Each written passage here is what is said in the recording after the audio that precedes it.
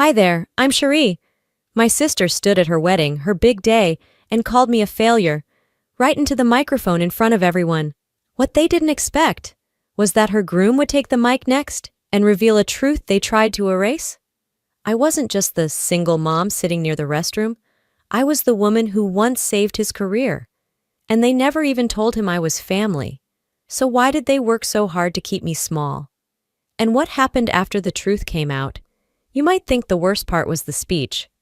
But it wasn't. It was what came next. A spilled drink, a viral video, a family fallout, and a son who saw it all. Want to know what I did when they tried to humiliate me in front of my child?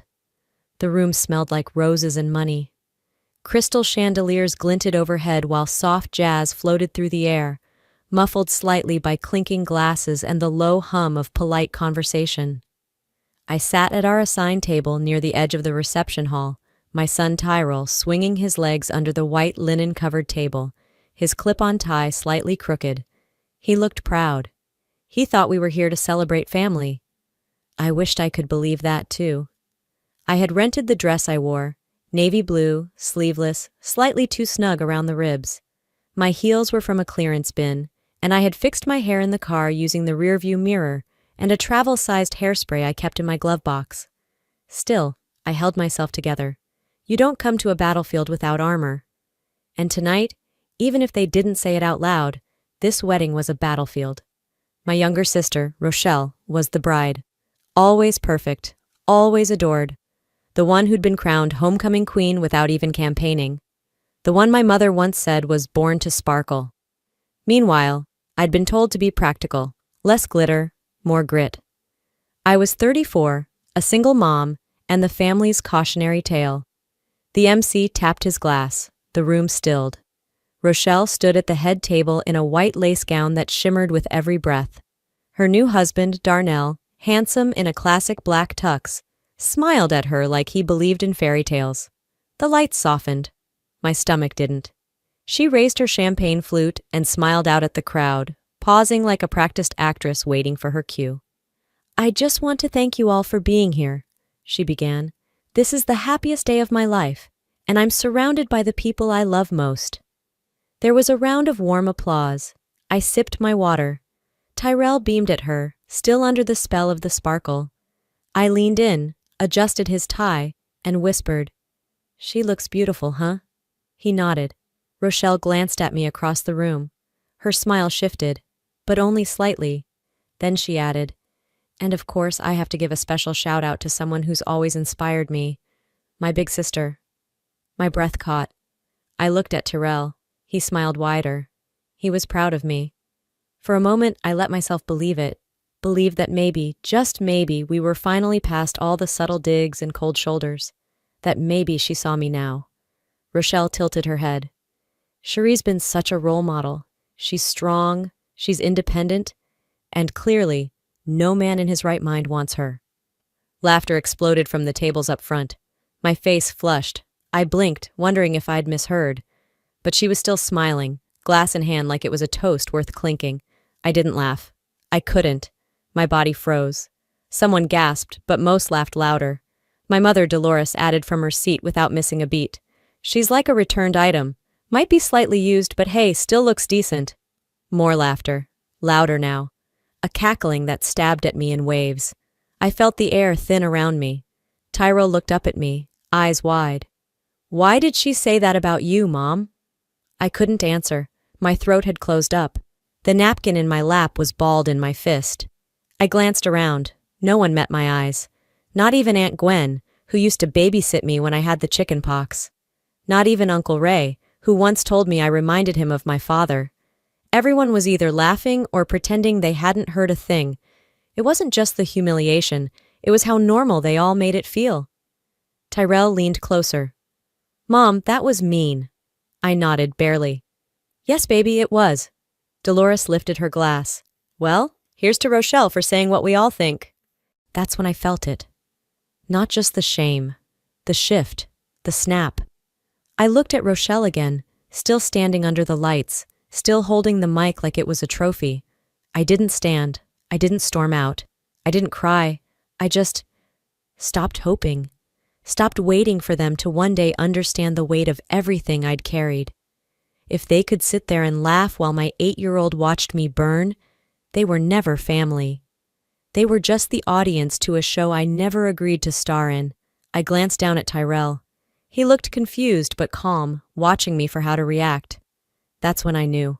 I couldn't afford to fall apart. Not here, not now, not in front of him. So I sat there, spine straight, eyes dry, heart pounding. I watched the people who shared my blood toast my humiliation, and I let it burn, quietly, because sometimes silence is louder than screaming. I didn't speak. I just stood, slowly, still holding Tyrell's hand. The clatter of laughter faded behind us like a bad song. My heels echoed across the hardwood floor as we stepped out of the spotlight and back toward our table, Table 9. The closer we got, the clearer it became.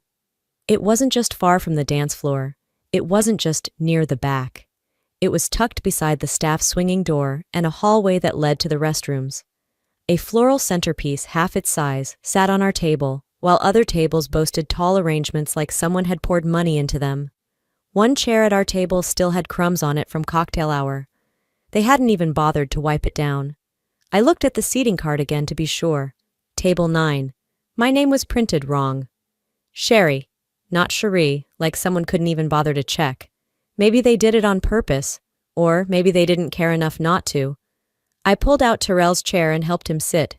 He looked around, frowning. Why are we sitting here? It smells like mop water. I smiled without showing my teeth. Because they wanted us out of the way. He blinked. Out of the way from what? I didn't answer right away. Instead, I smoothed my dress and sat down across from him, facing the center of the room where the real celebration continued. Rochelle was twirling now, letting Darnell spin her like a pageant doll. Guests clapped. A few snapped photos. From where we sat, we didn't even make the background. The lights dimmed, and a hush rolled across the hall. A screen lit up near the head table. One of Rochelle's friends tapped the mic. It's slideshow time. Childhood to now. Let's take a walk down memory lane, y'all. A few people cheered. I braced myself. Photo after photo flickered across the screen. Rochelle as a toddler. Rochelle with frosting on her cheeks.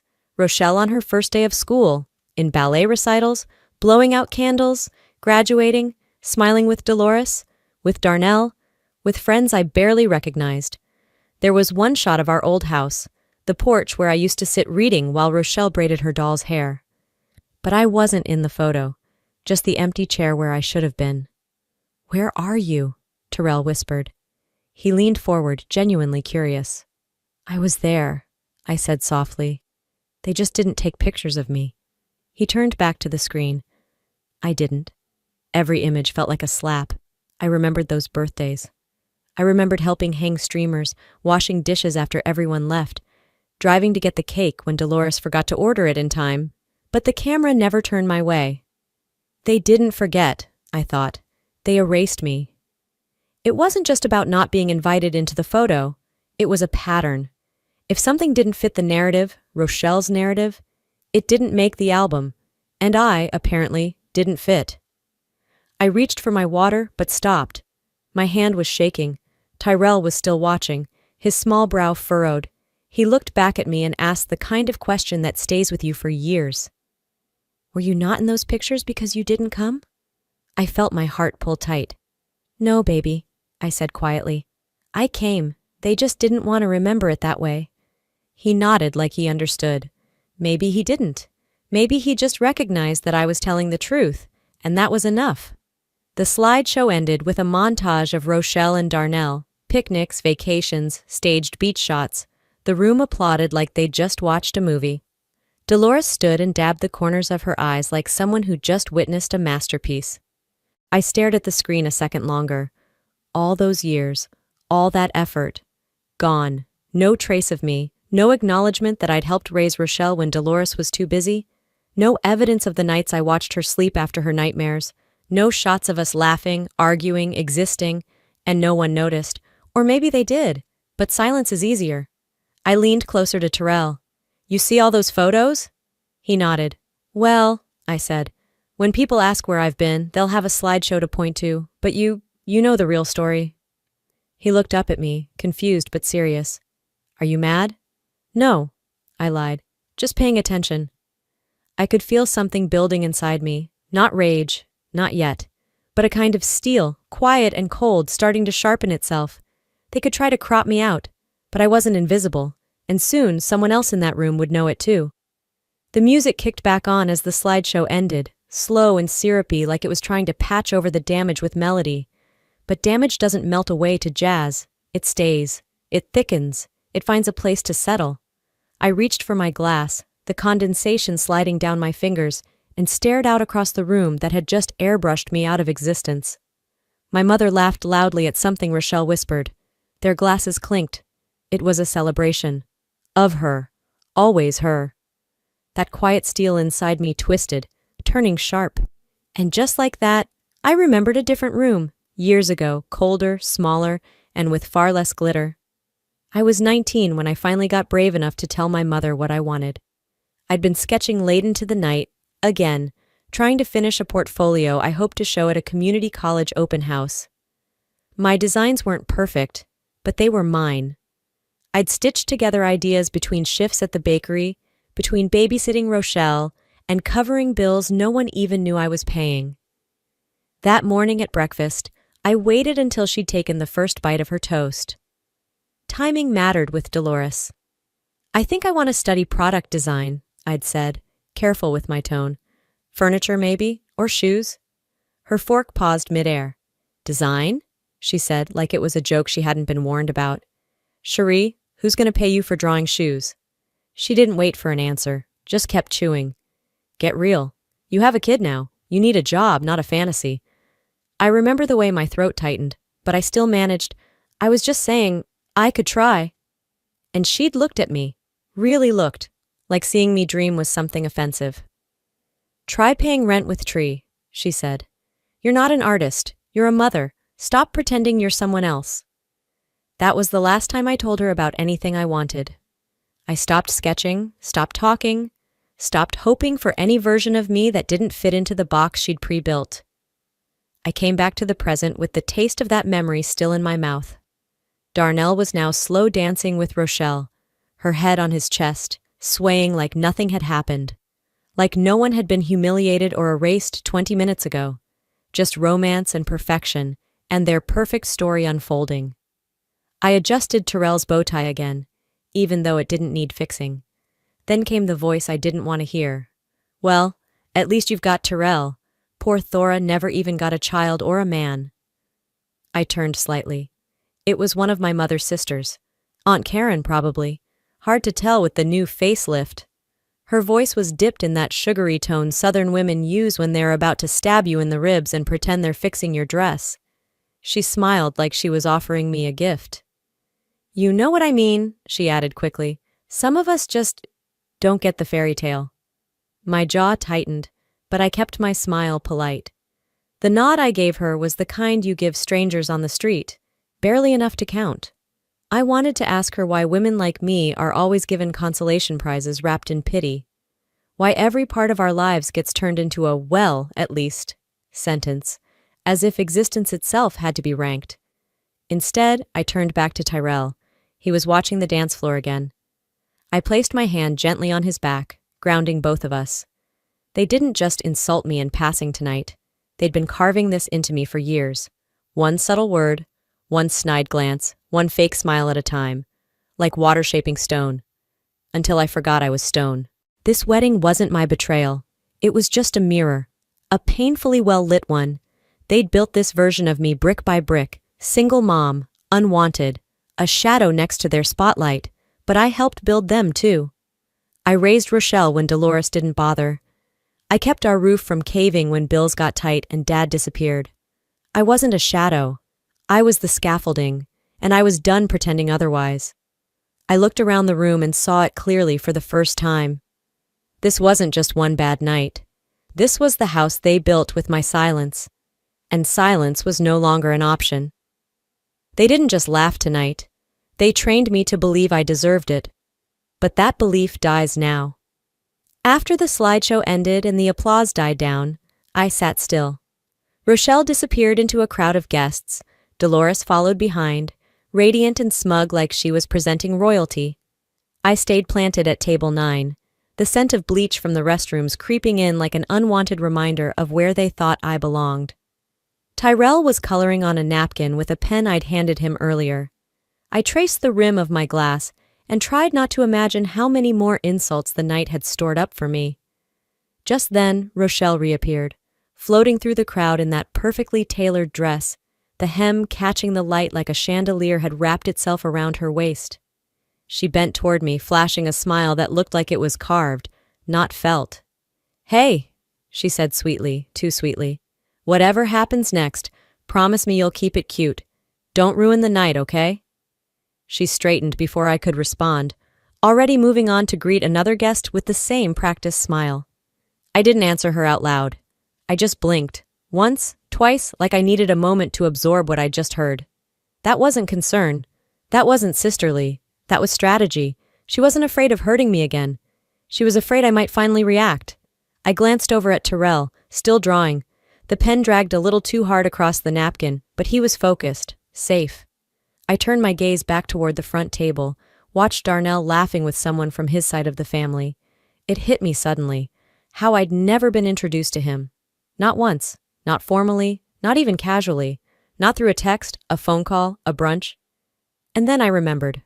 Months ago, in a text chain where I was trying to coordinate logistics for a surprise birthday brunch for Dolores, Rochelle had mentioned Darnell. I'd asked, offhandedly, "Would love to meet him someday." She replied instantly, "Maybe later. He's not really into family stuff, and you're kind of intense. Not exactly brunch energy." Not exactly brunch energy. Back then, I told myself she meant it lightheartedly. I brushed it off, as I always did. But now, with everything unfolded, the mask was off. I wasn't just forgotten. I was deliberately excluded. She'd made sure Darnell never met me. Not before the wedding, not at the engagement dinner, not at a single event leading up to this. She'd buried my existence in his world, just like she'd cropped me out of the slideshow. And for the first time tonight, I didn't feel embarrassed. I felt alert. There was a clarity in the betrayal. It made the air in my lungs sharper, my thoughts cleaner. It wasn't about some hurtful speech anymore. It wasn't even about the photos or the seating chart. It was about the way they had always chosen to control the narrative. "Smile," they said. "Don't ruin the night." But what they really meant was, play your part, be quiet, stay small. I pressed my hand against my knee to keep it from bouncing. Not from nerves, just energy, controlled energy. They had no idea what they'd lit inside me. I stood up, walked Tyrell over to get a drink, and caught a glimpse of myself in the mirrored column near the bar. My lipstick had faded, my heels were pinching, but my eyes, they were steadier than they'd been in years. That's when I saw Darnell look in my direction, just briefly, a flicker of recognition, or curiosity, crossing his face. It didn't linger. He turned back to his conversation. It didn't matter. I didn't need a rescue. I didn't need validation. I needed truth. And the truth was this. My family wasn't trying to hurt me tonight. They'd been doing it for years. Only now, I was wide awake to it. Rochelle had whispered her warning with a smile, but it wasn't going to work this time. She told me to smile, but I was done being polite about pain. Back at our table, the low hum of background music barely softened the emotional wreckage I carried in my chest. Tyrell was still scribbling with focus, occasionally biting the inside of his cheek, like he did when he was deep into something serious. I leaned into the back of my chair and let the edges of the room blur. I needed a minute, just one, without pretending. Then he tapped me on the arm. "Mom," he whispered, holding out a folded piece of paper with both hands, like it was fragile or holy. I took it from him gently, unsure what I was about to see. He'd drawn the wedding, his version of it, Rochelle in a big poofy dress, standing next to Darnell in a suit and tie. The usual stuff a kid might notice. But there was a third figure, me, drawn in purple, standing slightly off to the side, not holding anyone's hand but smiling all the same. And in the corner, in his barely legible 8-year-old handwriting, he'd scrawled, "Mom doesn't need a wedding, she's already mine." My throat tightened in a way no insult ever could. That sentence pierced deeper than anything Rochelle or Dolores had thrown at me tonight. This little boy, my boy, had been watching everything. Every word, every glance, every omission. And he understood. He understood more than they ever would. I closed the paper slowly and took a deep breath, trying to steel myself. I wasn't just absorbing pain anymore, I was cataloging it. I was learning the difference between endurance and permission. They'd taught me how to survive shame. But Terrell, he needed to learn how to stand, and it started with watching me do it. I tucked the drawing into my purse with deliberate care, like I was sealing away a contract I had just signed. With myself. That's when a staff member, a young woman maybe in her early 20s, walked past clearing used plates. She glanced at me, paused, and gently placed a neatly folded white cloth napkin beside my hand. Her eyes met mine for a split second.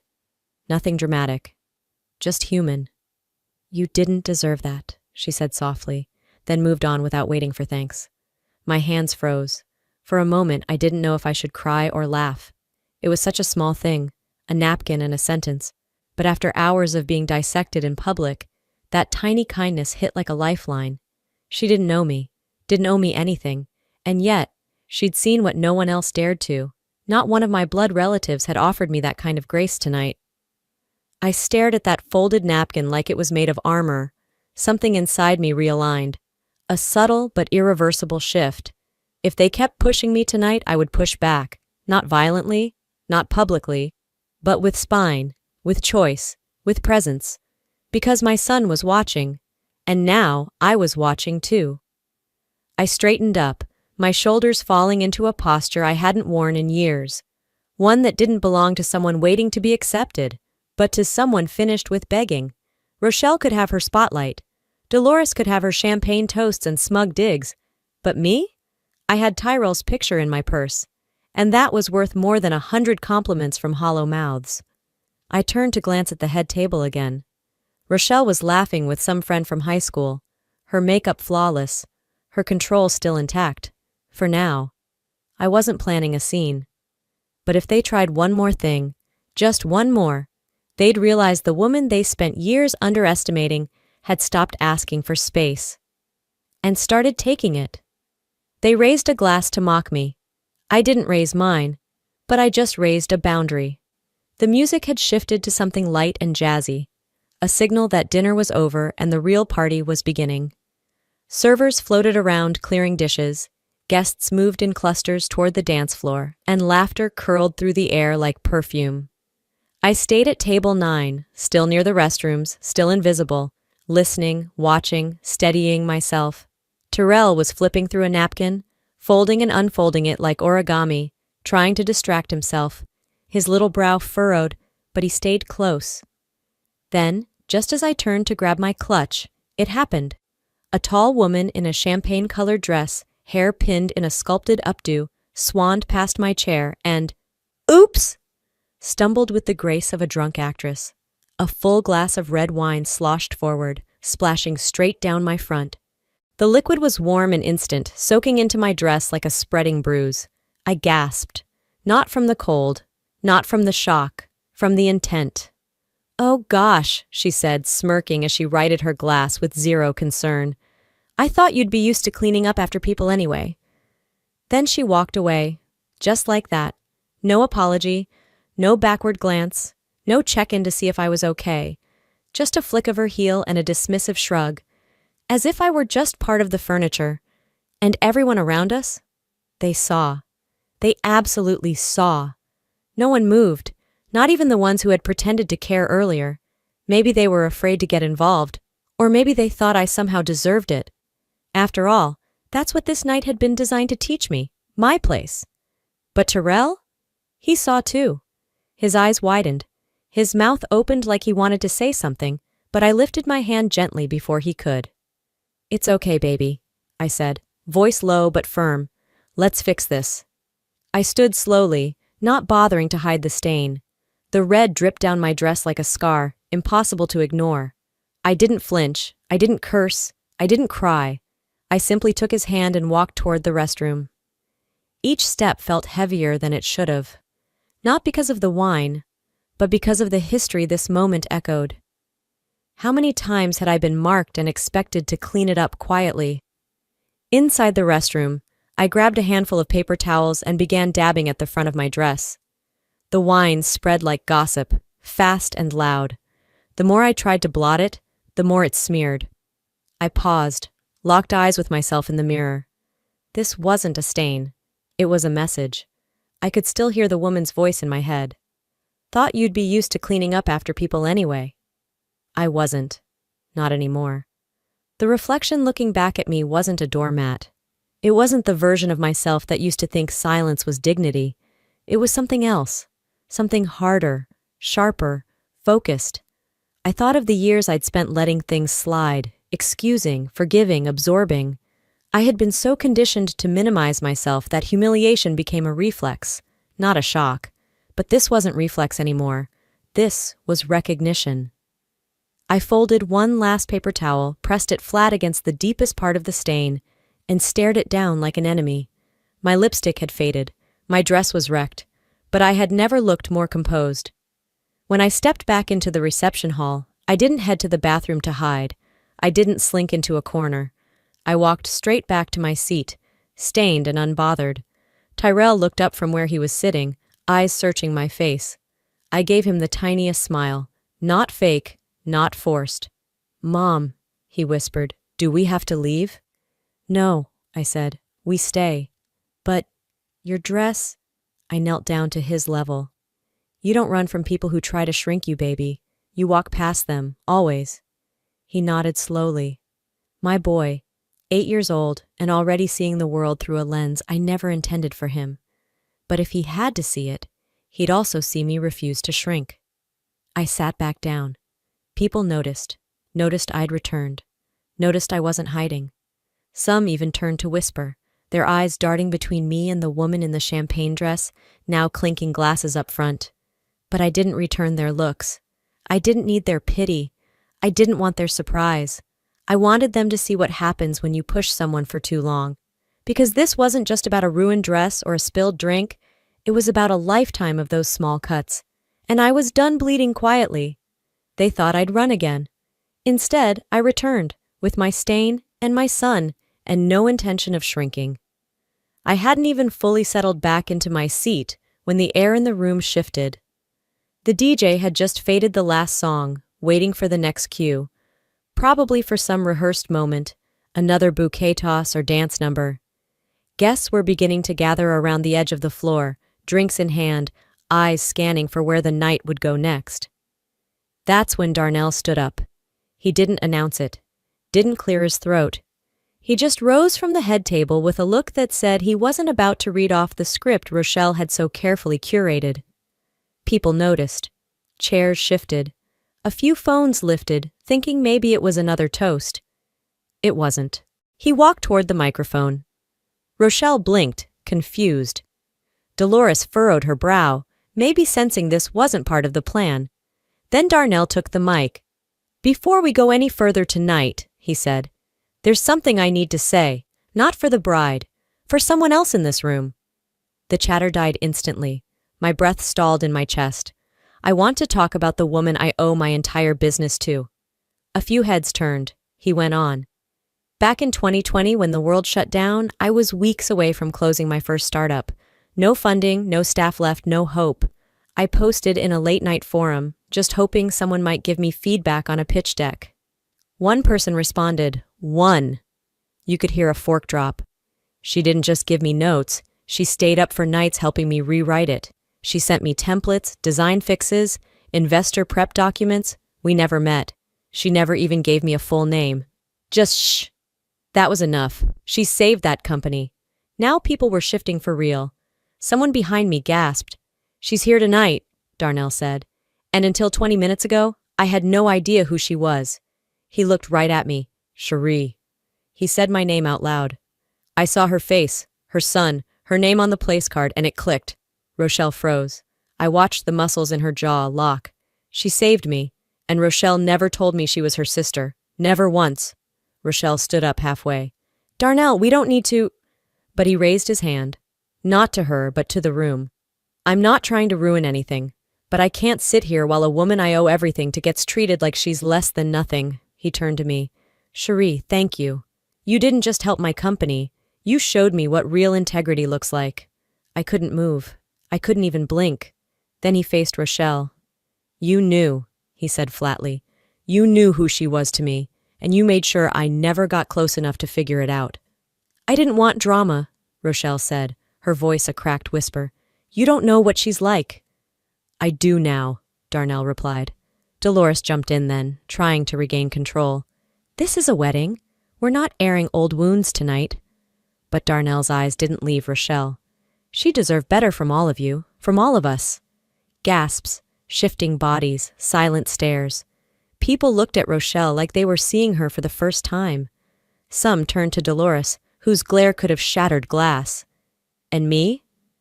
I sat in my stained dress, holding my son's hand, and for the first time all night, I felt taller than every chandelier in that room. Darnell didn't need to yell. He didn't curse or make threats. He told the truth. And the truth hit harder than anything else could have. Rochelle's perfect wedding cracked right down the middle. Not from a fight, but from a fact. Darnell looked out at the guests once more. If this is what family means to you, he said slowly, deliberately, then I don't think I want to be part of it. The room didn't exhale. It held its breath, waiting to see what would fall next. The moment Darnell's words hit the floor, the atmosphere didn't just freeze, it cracked wide open. The illusion shattered, the kind that weddings so carefully stitched together with floral centerpieces and choreographed smiles. No claps followed, no awkward laughter, no clinking of glasses trying to diffuse tension, just a silence so sharp it could cut skin. People stared at their plates, some as if trying to disappear into them. Forks paused midair, wine glasses hovered without purpose. You could hear things that were never meant to be heard in a crowded hall. The mechanical hum of the overhead lights, the slow exhale of someone holding their breath too long, the faint whir of a phone buzzing insistently on a table.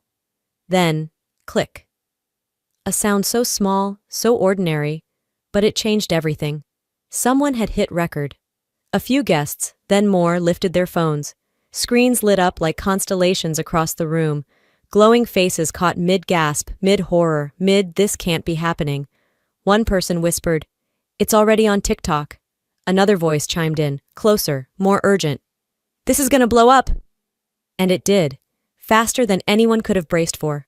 Before I could even process what had just been said, a woman across the room turned her screen to her tablemates. 20 seconds of Darnell's speech, cut like a trailer for a movie no one expected to premiere, was already making the rounds. A caption stamped across the video in bold white text. This groom just exposed his bride's secret at the altar. The internet came alive like a storm. How do you marry someone who erases their own sister? Protect Cherie at all costs. Single moms are superheroes. Don't you ever forget it. I didn't move. I didn't need to. The world was already moving on my behalf, shifting on its axis, carrying me somewhere else entirely. All I had to do was stand still and watch the narrative tilt. The online digging began within minutes. Rochelle's past surfaced like it had just been waiting. Screenshots of her old Facebook posts, tweets from college, comment threads under Instagram selfies. Words she once thought were witty or savage now read like venom. Stuff she said about girls she went to school with, about women raising kids on their own. None of it aged well. Not when played back in front of an audience that didn't already love her. A bridesmaid shoved her phone toward Dolores, Rochelle's mother. "It's viral. Everyone's siding with her," she said, meaning me. Dolores curled her lip, gave the phone a quick glance, and said, "Ungrateful. They always twist things online." But her voice didn't carry the same weight it used to. No one rushed to nod in agreement. The room had shifted, slipped out from under her control. The silence she commanded with a look or a raised brow had evaporated. This wasn't her audience anymore. Across the room, Rochelle was frozen.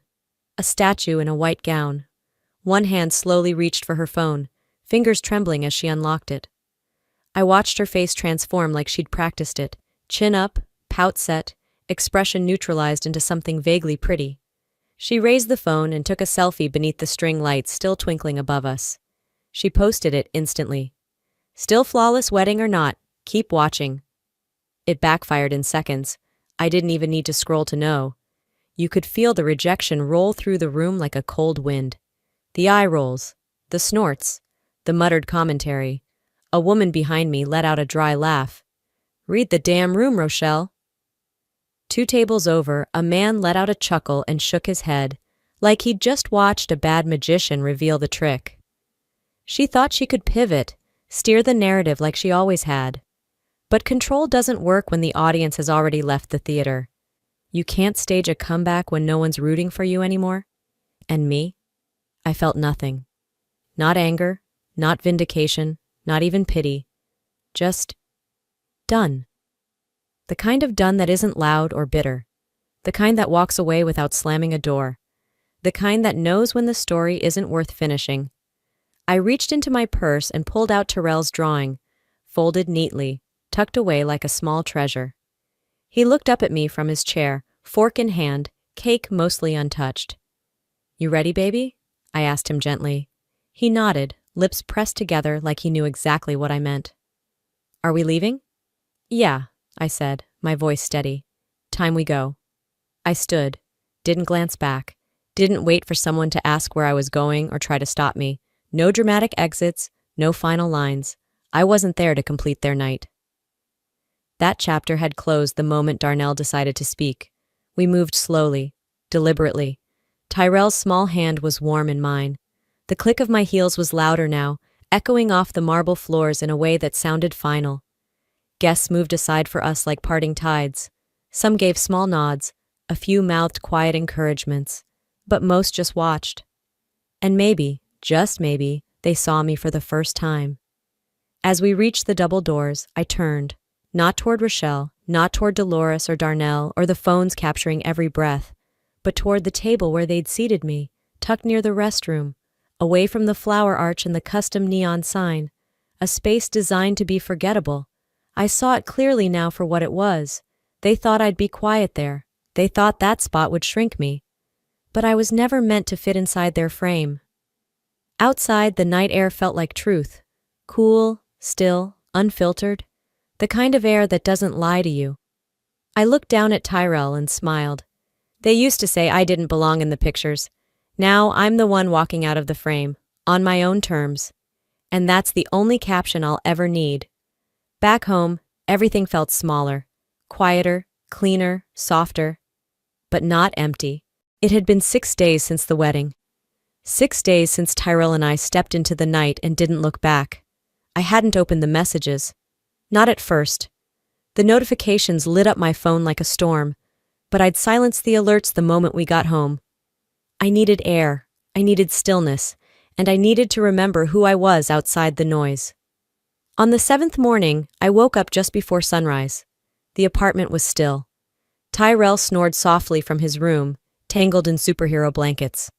I brewed coffee, leaned against the counter and stared at my locked phone. Then I unlocked it. The video had over 500,000 views. Darnell's voice, steady and unshaken, had been clipped and shared across platforms. Some were reposting it with captions like, "This is what allyship looks like." Others had turned the clip into audio overlays for their own stories. Women telling truths they'd buried for decades, single mothers nodding in solidarity, even strangers writing, "I don't know Cherie, but I see her, I hear her." I didn't repost, I didn't retweet, I didn't comment, I didn't have to. People weren't sharing the video because I screamed or flipped a table. They were sharing it because I stood there, dignified and drenched, and didn't move an inch. I had been mocked, erased, ignored, and still refused to disappear. Mid-scroll, an email came in, from Dr. Eli Mercer. Subject line, "About that night." Inside, a link to a post on LinkedIn titled, "Strength Isn't Always Loud." He wrote about a mentor who had worked with him during the pandemic. Off the clock, unpaid, precise, steady. He wrote about me. She never asked for credit, just results. And without her, we wouldn't have survived year 1. He ended the post with, "I didn't know who she really was until I saw that wedding video." That's when I realized the quietest person in the room can still carry the most weight. I didn't cry. I didn't even smile. I just inhaled slowly, like someone who'd been underwater too long. 10 minutes later, another email appeared, from my old boss at the agency I'd interned at during Terrell's infancy. The one who let me go when I requested part-time to care for my son. His message read, "I owe you an apology and an opportunity. Let me know if you're available for freelance." That made me smile. A quiet, knowing one. Tyrell shuffled into the kitchen, his curls flattened on one side. "Morning, Mom." "Morning, baby," I said, pouring him orange juice. He rubbed his eyes and leaned against the counter. "Are you still sad about the wedding?" I paused. That question had sat inside him all week, I could tell. "Not sad," I said honestly. "Just done." He blinked. "Done with them?" I nodded. "Done letting them decide how I feel." He grinned, wide and toothy. "You're still my hero." I knelt down and kissed his forehead. That's all I'll ever need to be. Later that day, my phone buzzed again. A voicemail from Dolores. I played it on speaker, standing in the middle of my living room. "You embarrassed us. I hope you're happy now. Your sister's devastated." I deleted it. No hesitation. A text followed from Rochelle. Just one line. "You didn't have to ruin everything." I didn't respond. I wasn't going to explain silence to people who'd only ever used it to their advantage. I wasn't angry anymore. Just aware. The people who claimed to love me only did so when I was small, quiet, accommodating. But I'd outgrown that version of myself, and I wasn't asking to be let back in. I made us dinner that night, spaghetti, Tyrell's favorite. We watched cartoons on the couch, his head on my shoulder, his laughter unfiltered. And as I folded his drawing, creased but still perfect, I thought, this is the only family I ever needed. They kept waiting for me to come back. Say sorry, pretend, keep the peace. But peace that asks for my silence isn't peace at all. You know, walking away from that wedding wasn't the hardest part. The hardest part was unlearning the belief that I had to stay silent to keep the peace. That if I just endured a little longer, maybe they'd see my worth. But here's what I've learned, and what I hope someone out there hears today. Silence doesn't keep peace. It just keeps things broken. You don't owe anyone your dignity in exchange for a seat at their table. And you certainly don't need to keep shrinking to make others comfortable. I thought I had to earn my family's love by proving myself over and over again. But I finally realized I was never the problem. Their fear of my light was. And if you've ever felt like the forgotten one in the room, the one they cropped out of the photos or whispered about when they thought you couldn't hear, you're not alone. You're not invisible. And you are not weak for walking away. So let me ask you this. Have you ever had to choose your peace over your family?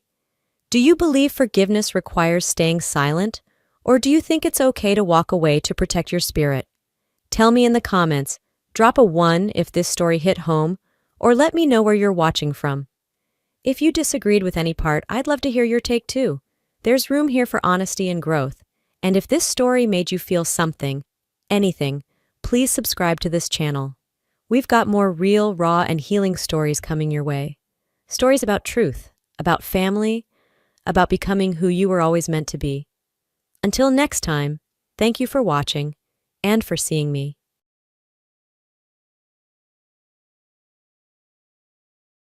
We rushed your husband to the emergency room after a traffic accident.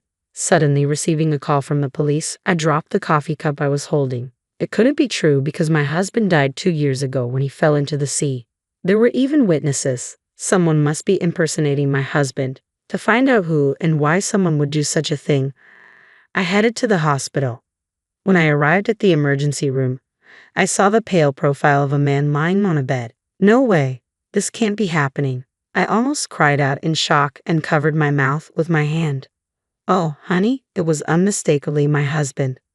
I am Annabelle, a 32-year-old company employee raising my 4-year-old daughter alone. My husband Tony was supposed to have died 2 years ago. I was told that he fell into the sea and lost his life while working overseas. When I first received the news, I hoped it was a case of mistaken identity. But according to the police, there were witnesses, so I had to believe it. According to those who saw it, my husband jumped in to save someone who had fallen into the sea, and then he disappeared. At that time, sharks were also seen in the water, and it was believed that both the person who fell into the sea and my husband were eaten by the sharks. My husband was rather timid, and I was surprised that he had the courage to jump into the sea to save someone. The local police conducted multiple searches, but my husband was never found, and only his backpack was found floating in the sea. In his backpack, there were photos of me and our daughter, his wallet, and other items. Tony, who usually told me not to touch his backpack, might have been embarrassed to show that he kept our photos in it. Thinking this, my sorrow over losing my husband grew even deeper. Eventually, I had no choice but to put his backpack in the coffin as a substitute for him and hold a formal funeral for closure. Why did you leave us? I was grieving the sudden loss, but I had my daughter left behind. At the time, my 2-year-old daughter didn't understand the meaning of her father's funeral and smiled while sitting on my lap. Her behavior brought tears to the attendees. Poor thing, she doesn't understand that her father has passed away. The venue was filled with whispers and sobbing. After the funeral, I faced my daughter with my best smile, determined not to cry in front of her anymore, and decided to do my best at work and raising my child alone.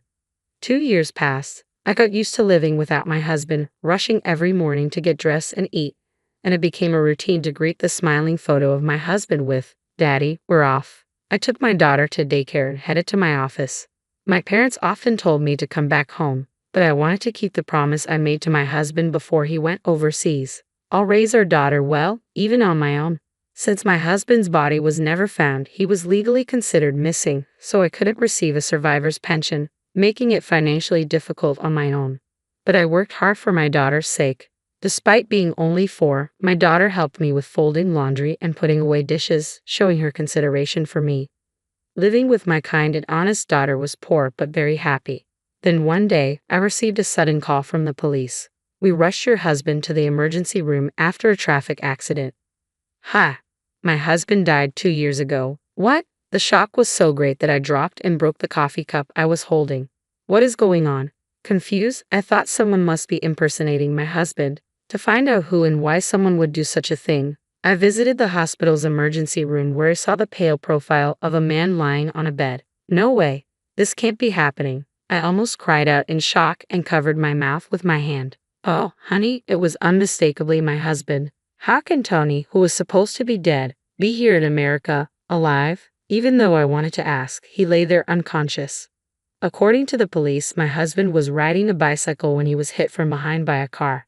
A nurse handed me his backpack as I stood there in shock. The backpack was very similar to the one I had placed in his coffin at the funeral. When I looked inside, there was a cell phone, and the home phone number in the address book was ours, which is why the police contacted me. When I opened the cell phone, I saw frequent messages exchanged with an unfamiliar woman. This woman might know about these past 2 years. I decided to call the number. "I'm sorry to bother you, but do you know someone named Tony Garner?" "Who? I don't know anyone by that name. Why are you calling from this number?" When I explained that I was using the cell phone of a man who had been in a bicycle accident and carried a red and black backpack, the person on the other end of the line became quite agitated. "What? This phone number belongs to my husband. He always carries a red and black backpack." "But my husband's name is Andrew Diaz. Had he been living under a false name for the past 2 years? Moreover, the woman called him her husband. What is going on?" I was increasingly confused. If he was alive, why hadn't he come back to me? Why was he with another woman? The more I thought about it, the less I understood. The woman said she would come to the hospital immediately. 30 minutes later, she arrived and clung to my husband's bedside, crying out, "Andrew, Andrew, hang in there." I watched in a daze. Her voice was so loud that a nurse came in and explained that he had undergone surgery for a complicated leg fracture and was still under anesthesia, so he wouldn't wake up for a while. "I'm so glad you're safe," the woman said, relieved, wiping her tears. Then she looked at me suspiciously.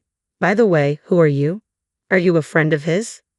I took a deep breath and looked back at her. "Sorry, but that man is my husband." "What? Don't joke about such things." "I wish it were a joke." She stood up and approached me aggressively. "We have a child together. How can you say such terrible things when he's unconscious? Get out." She grabbed my shoulders and tried to push me out of the room. From her earnest expression, I felt she knew nothing either. "I'm shocked too, so please calm down and listen to me. When I showed her a photo of our family taken 2 years ago, she was shocked and agitated, but she eventually calmed down and told me her story.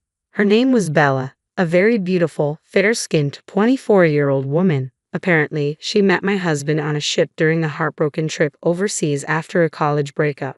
She was comforted by him and became attracted to him, and he confessed that he fell in love with her at first sight, but he never mentioned being married. Bella continued, looking very confused.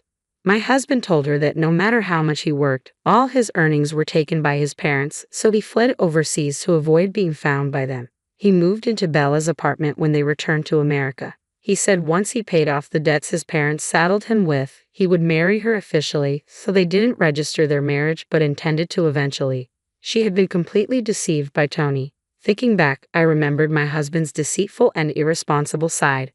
During these 2 years, thinking he was dead, only the good memories came back to me due to my sense of loss.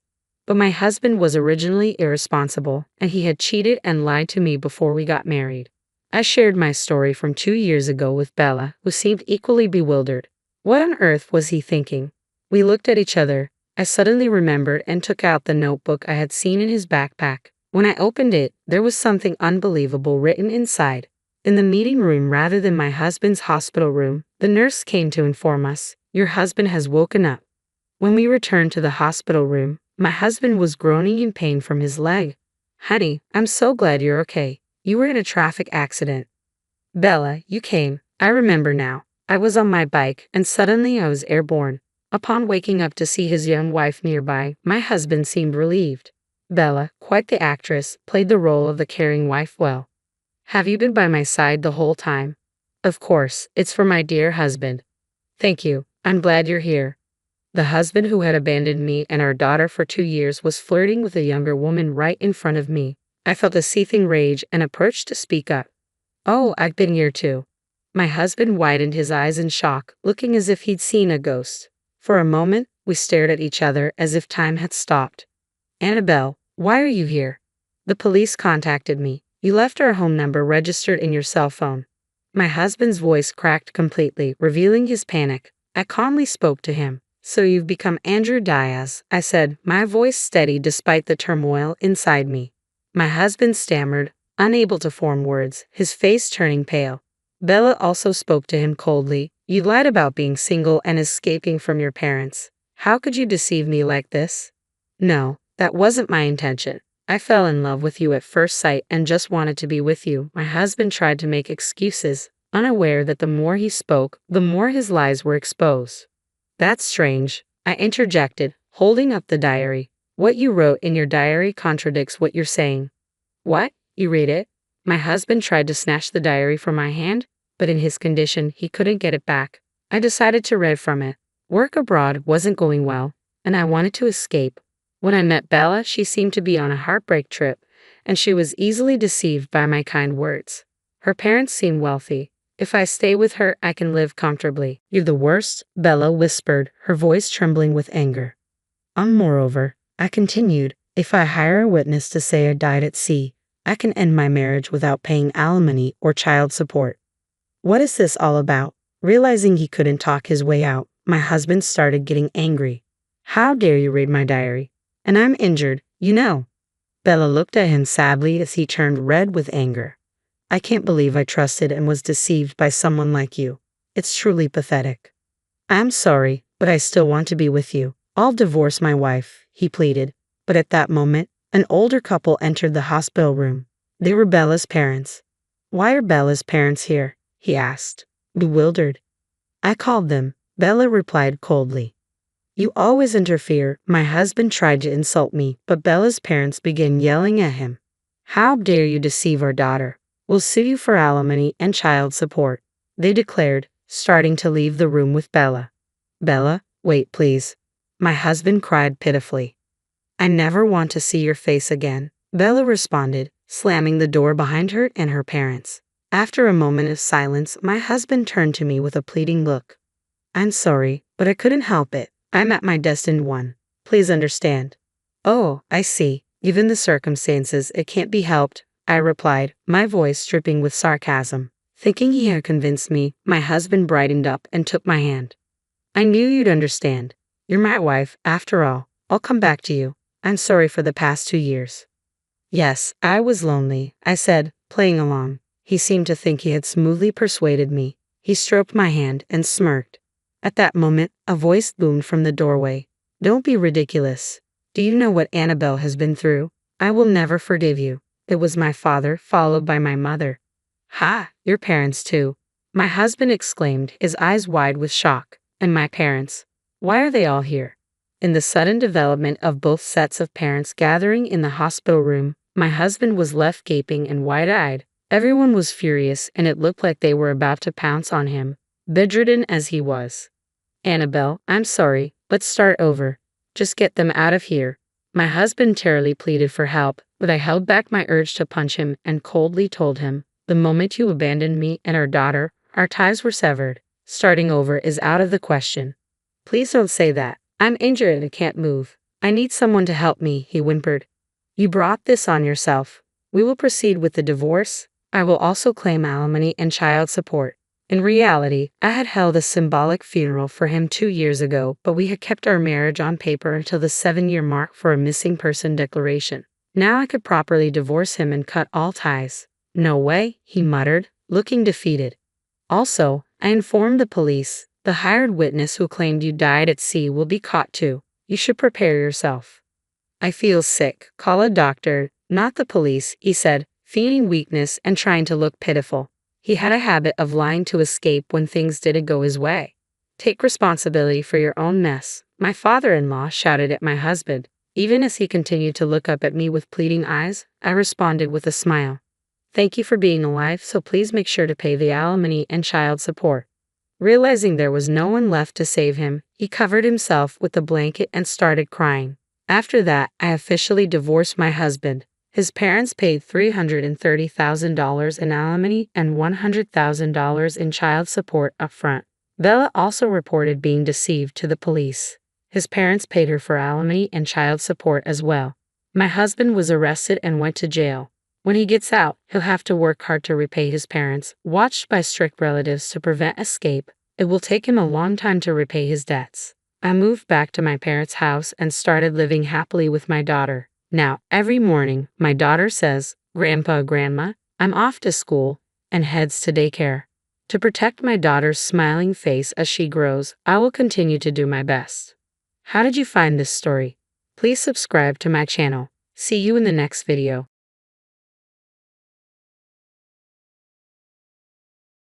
My son called and said, Why are you asking for $7,000 for a settlement? I was shocked by the call. Apparently, his wife caused an accident while driving, injuring the other party.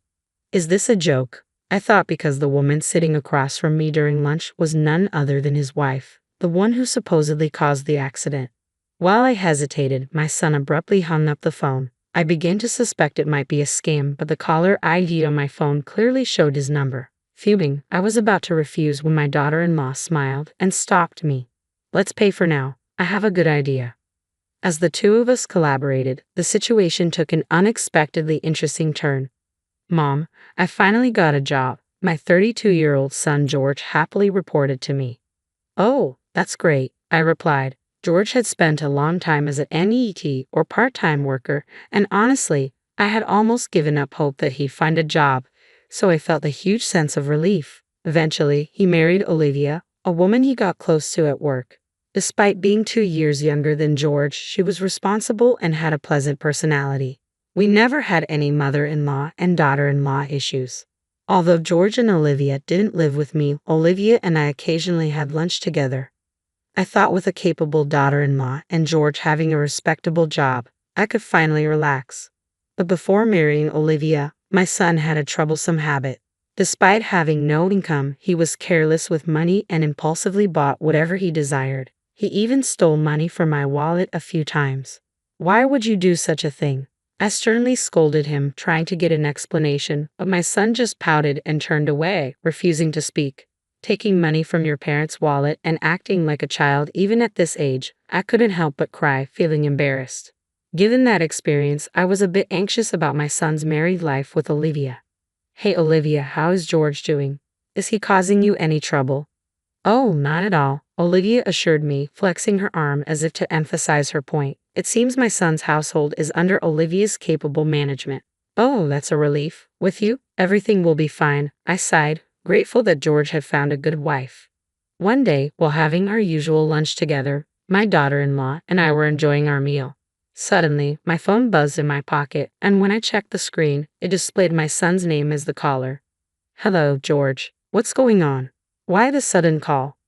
George's voice sounded urgent, and I braced myself for bad news. However, his next words plunged me into a whirlwind of confusion. Listen carefully, Mom. Olivia had an accident while driving. What? The other party got injured, and they're really angry. They want us to pay $7,000 as a settlement. I glanced at the person sitting across from me, the bewildered expression on my daughter-in-law's face. I'm George, anyway. If you can arrange the money, let me know right away. Bye. He hung up abruptly, leaving me stunned. After the call ended, I remained utterly bewildered, lost in thought. Olivia had an accident, but she's right here. I wondered if my son had misunderstood something, yet there was an odd tension in the air. Mom, are you okay? Olivia, wearing a puzzled expression, asked about the call from George. I don't fully understand, but it's serious. George claimed that you had an accident. What? I was completely overwhelmed by the situation and desperate to come up with money. Olivia calmed me down and listened to my story. Not sure what George is talking about, she then rested her chin on her hand, deep in thought. Perhaps we should suspect a scam, Olivia suggested, but that voice was undoubtedly George's unless he suddenly caught a cold and sounded different. He seemed fine this morning. If it's not him, then who? The phone number displayed on my mobile matched George's. Olivia and I exchanged puzzled glances, both lost in contemplation. After all, if you hadn't been in an accident, then that $7,000 settlement demand must be a lie. What could such a large sum be needed for? I don't fully understand George's spending habits either, Olivia sighed. Well, when you see his room, maybe he'd waste it on something trivial, Olivia explained. What do you mean? I asked. Olivia then shared details about George's recent behavior, and my anger flared up. George did that? Unbelievable. I won't stand for it. I grabbed my phone intending to call George and give him a piece of my mind. But Olivia gently stopped me with a smile. No need. Let's pay first. Why? I've got a plan, Olivia said, her eyes twinkling. Hearing her revenge scheme for George, I couldn't help but grin. That sounds intriguing. Let's teach him a lesson. Exactly. It's time to put him in his place, Olivia declared, and so Olivia and I joined forces, ready to leave George speechless. 3 hours later, I pretended to be deceived and called my son back. I've got the $7,000 ready. Let's meet in person for the exchange. Wait a minute, I said to wire the money. George insisted. No, it won't work that way. Nowadays, banks scrutinize large wire transfers. It's more reliable to hand it over directly. Okay, where should we meet? I specified the meeting location and prepared a paper bag with the $7,000. Sorry for the wait, my son figured awkwardly, accompanied by an unfamiliar man. Who's this? I'm James. I'm the one his wife hit with her car, the man claiming to be the accident victim. James had a rugged face with visible scars, however, those scars appeared old and not recent. Moreover, it was evident that he wasn't an ordinary person. George grinned, relieved. Good, he brought the money. Hand over that $7,000 to me. Before that, I have a question. I glanced between the alleged victim and George. Our apologies for any inconvenience caused by Olivia. Could you provide details about the accident? Come on, does it really matter? George interjected. It does. We might be eligible for insurance compensation, and we need to understand what happened. James narrowed his eyes at me, looking annoyed. Look, I was suddenly involved in the accident, so I don't remember the details. Yeah, I wasn't with Olivia, so I'm not sure, George added. Isn't that strange? How could both of you know that she caused the accident in that state? I placed my hand on my hip and tilted my head, feigning curiosity. Wait, could it be that surveillance cameras or dash cams captured the incident? If so, could you show me the footage? Listen, lady, you've been nagging incessantly. Are you suggesting I'm lying? The self-proclaimed victim's low voice carried a threatening tone. Although I felt fear, I couldn't back down now. I don't want to assume you're lying. I'm simply asking for evidence if you have any. Summoning my courage, I continued to lock eyes with James. In the midst of our standoff, my son interrupted our conversation. Mom, stop it. Enough, enough. Just hand over that $7,000. His face clearly showed fear. Yeah, right. There's no evidence after all. I didn't cause any accidents, Olivia said as she appeared unexpectedly. George was utterly shocked by her appearance. Olivia, why are you here? He stammered. I didn't mention it, but when you called me, Olivia was having lunch with me, George stammered. That's absurd. I didn't hear anything. As my son retreated nervously, both Olivia and I closed in on him. Why lie and make your mom prepare $7,000? The jig is up. Surrender, Olivia demanded. We decided to present evidence to corner him. Actually, Olivia and I went to their house together to uncover George's misdeeds. While my son was away, we searched his room and found evidence of various wrongdoings. First, this is a loan agreement for debt, I said, holding up the document. It stipulated that if he didn't repay the borrowed $7,000 within a month, he'd have to pay additional delay damages. However, the amount was substantial and not from a reputable financial institution. I turned my attention to the person next to George. She wasn't involved in any accident, so who are you? James chuckled. Yes, I'm caught.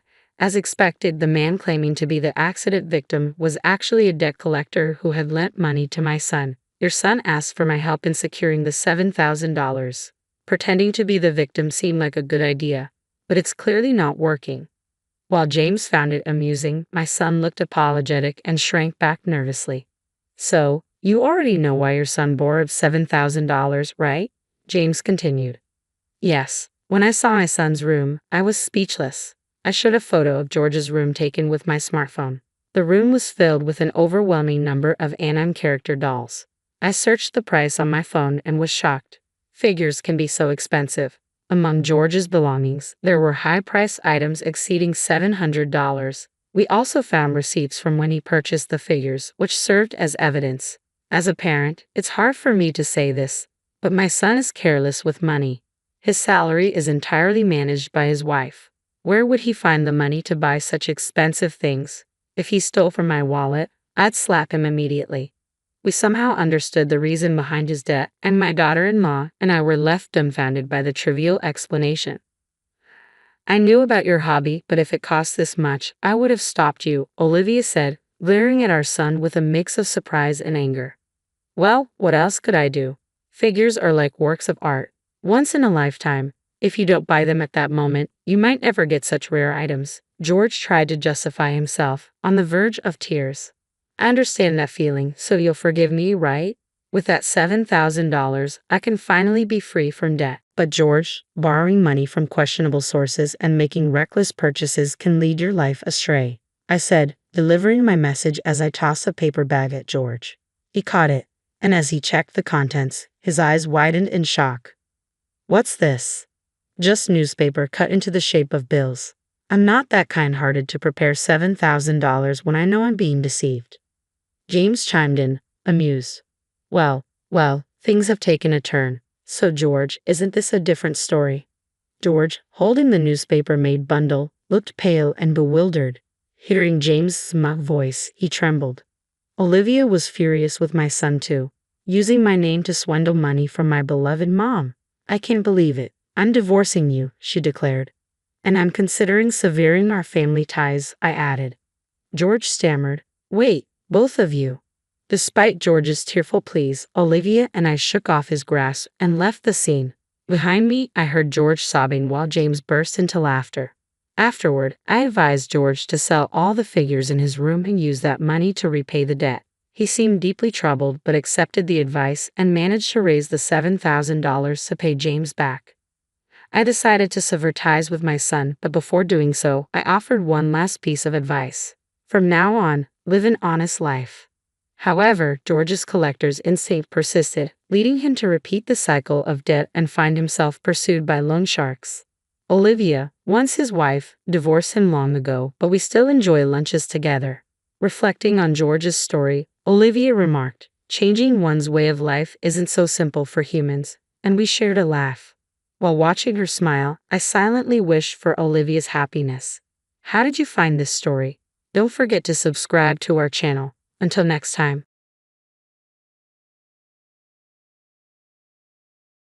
Long before this unsettling time, I often visited my son's house. One day, I found my 10-year-old grandson, who should have run away, chained up. As I rushed to help him, he said my daughter-in-law, who was supposed to be deceased, was there. "Your mom passed away," I replied, confused. Following my grandson's instructions, I opened the floor to find my deceased daughter-in-law lying there. Panic seized me as the unimaginable unfolded. Soon, a series of horrifying truths emerged.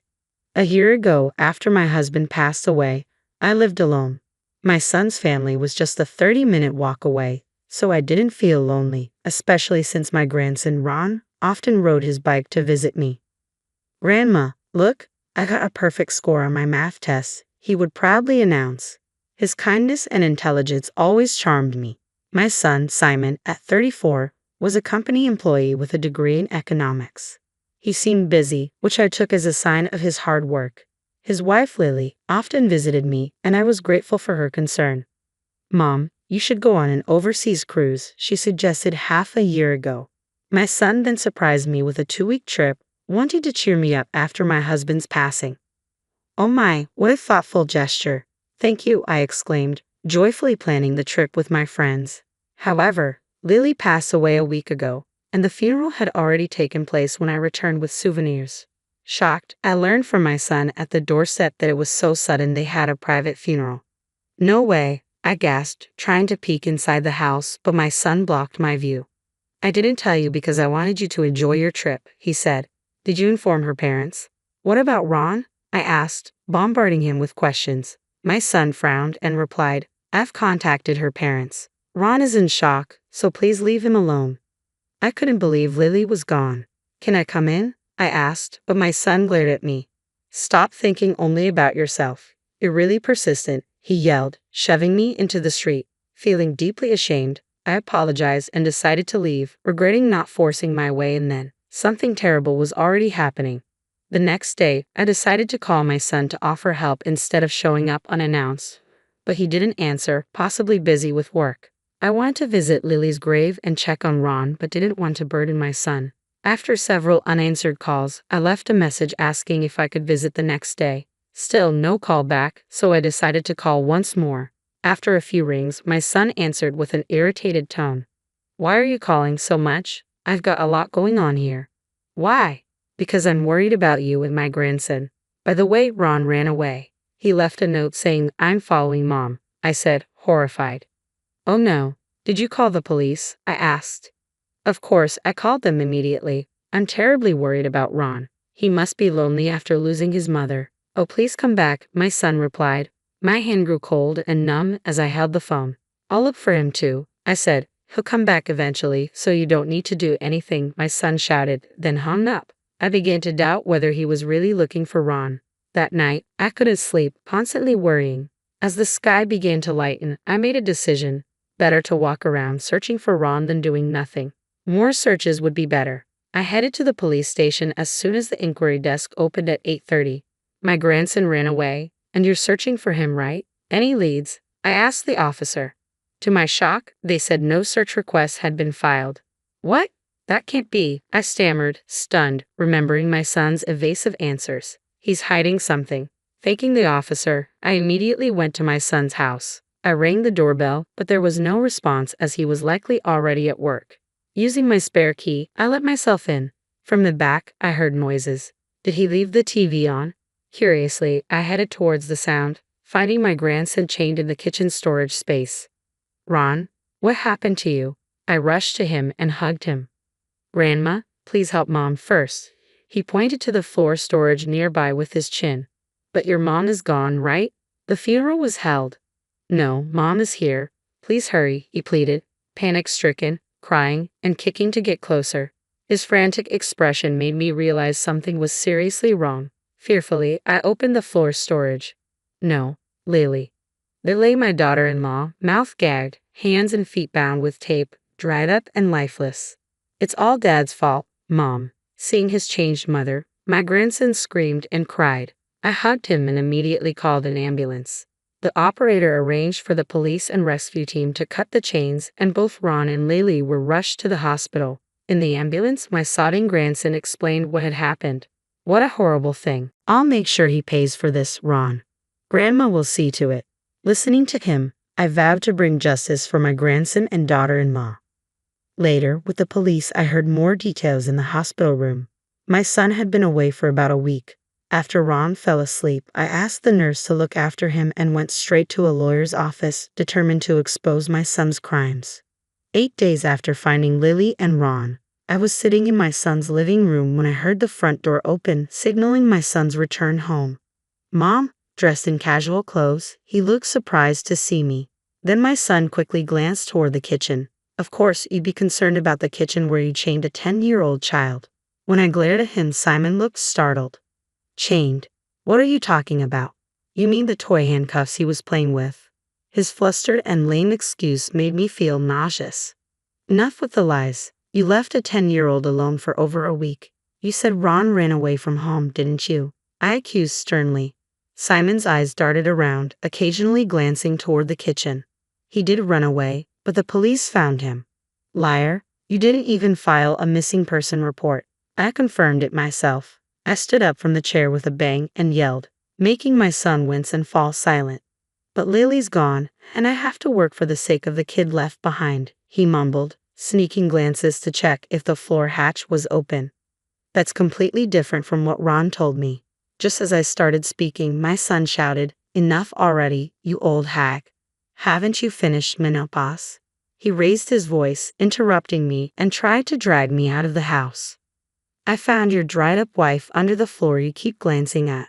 I know everything. I pushed his hand away with all my strength, my hair disheveled as I screamed. Simon paled at my words. In fact, I had heard the full story from my grandson on the day I found Ron and Lily. Ron had been on a 5-day camp until the day before I returned.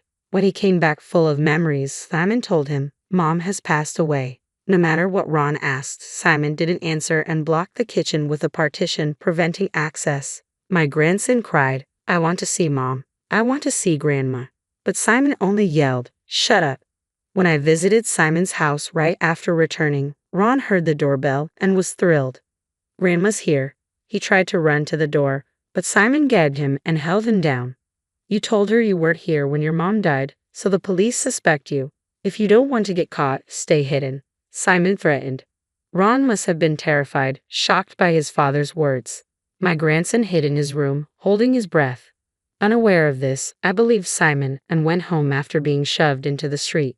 That night, Ron heard rustling sounds from the kitchen. Curious, he sneaked a look through a gap in the partition and found his bound and gagged mother in the floor storage. He shouted, Mom, in shock, which got Simon's attention. Simon chained Ron and shoved him into the storage space.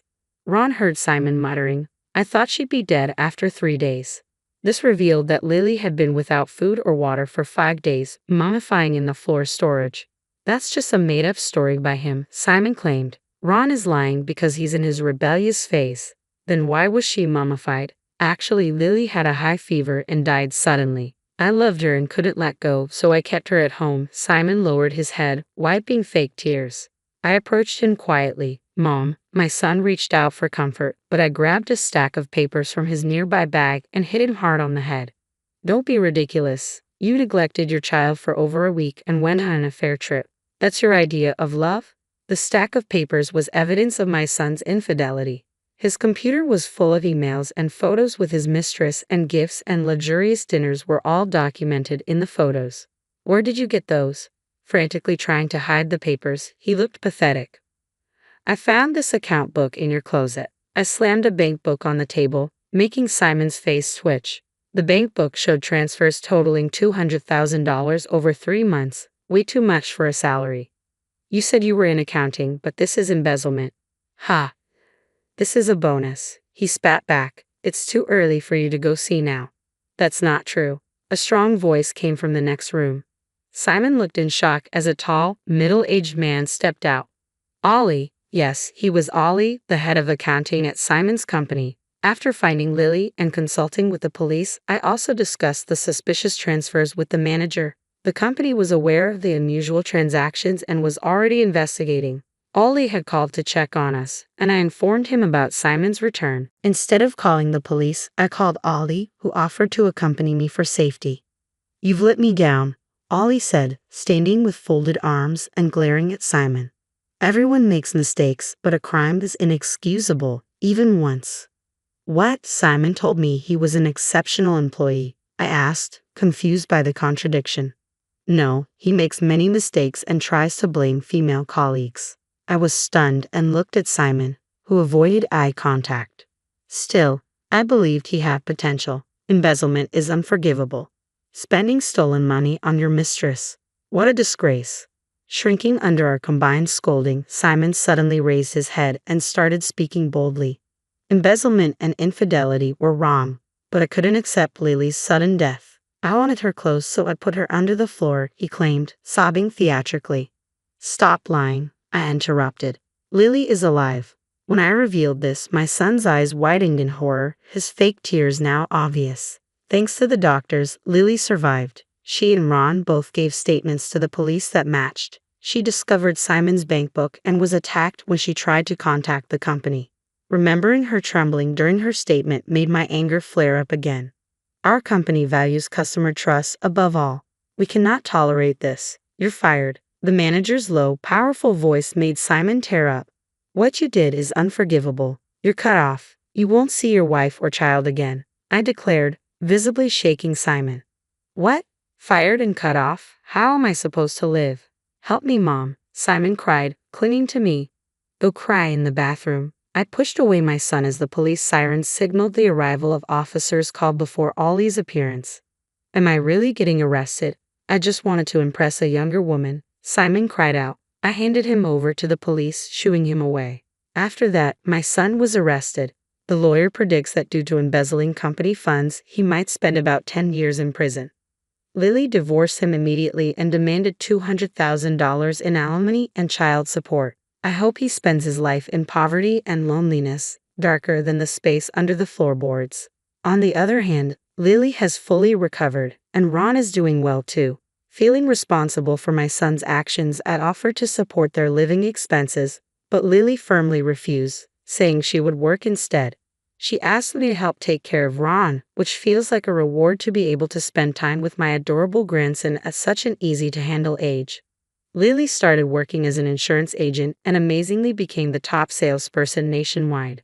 I will continue to watch over both of them with all my heart. How did you find this story? Please don't forget to subscribe to the channel. See you in the next video.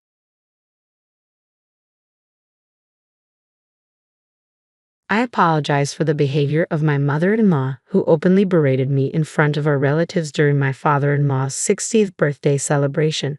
She not only called me unattractive but also incompetent, making me feel humiliated and ashamed. Where was my supportive husband, always so attentive?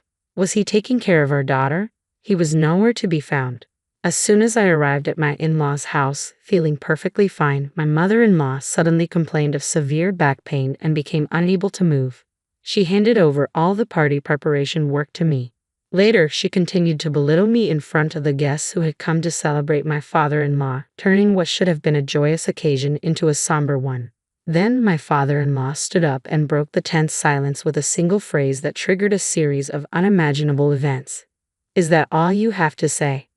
I'm Sarah, 35 years old. 6 years ago, I married my husband Michael, who is 3 years younger than me. We have a 5-year-old daughter. My mother-in-law seemed displeased with me since I was older than her son.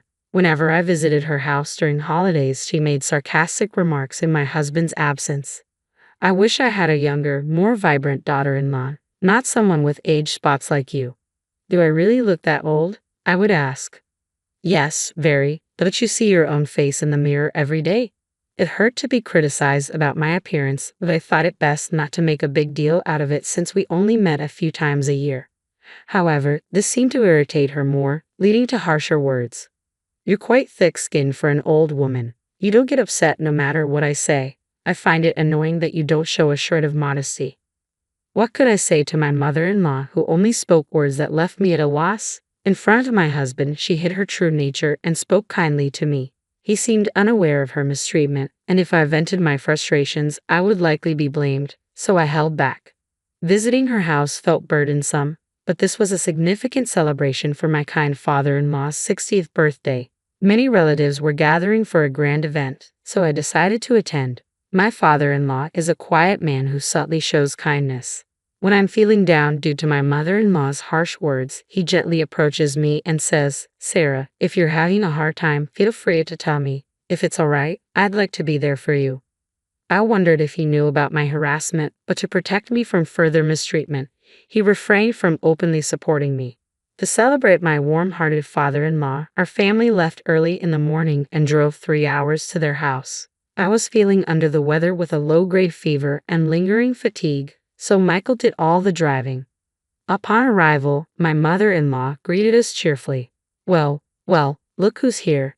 It's been a while, Michael. You should visit more often. Bagheer, you look tired. I've been driving non-stop, so it can't be helped, Michael replied. I see you've worked hard. I'll get the bed ready. Why don't you go rest in the back room? I think I'll take you up on that. Sarah, you should rest too. You've been taking care of the kid in the car, and you don't seem well. Bagheer, Michael, didn't you know? I called Sarah yesterday, and we plan to go shopping together for the celebration. You go and rest, Sarah. Once you put the luggage down, we'll head out. No such communication had occurred. Exhausted from looking after our energetic 5-year-old daughter, I wanted to rest too.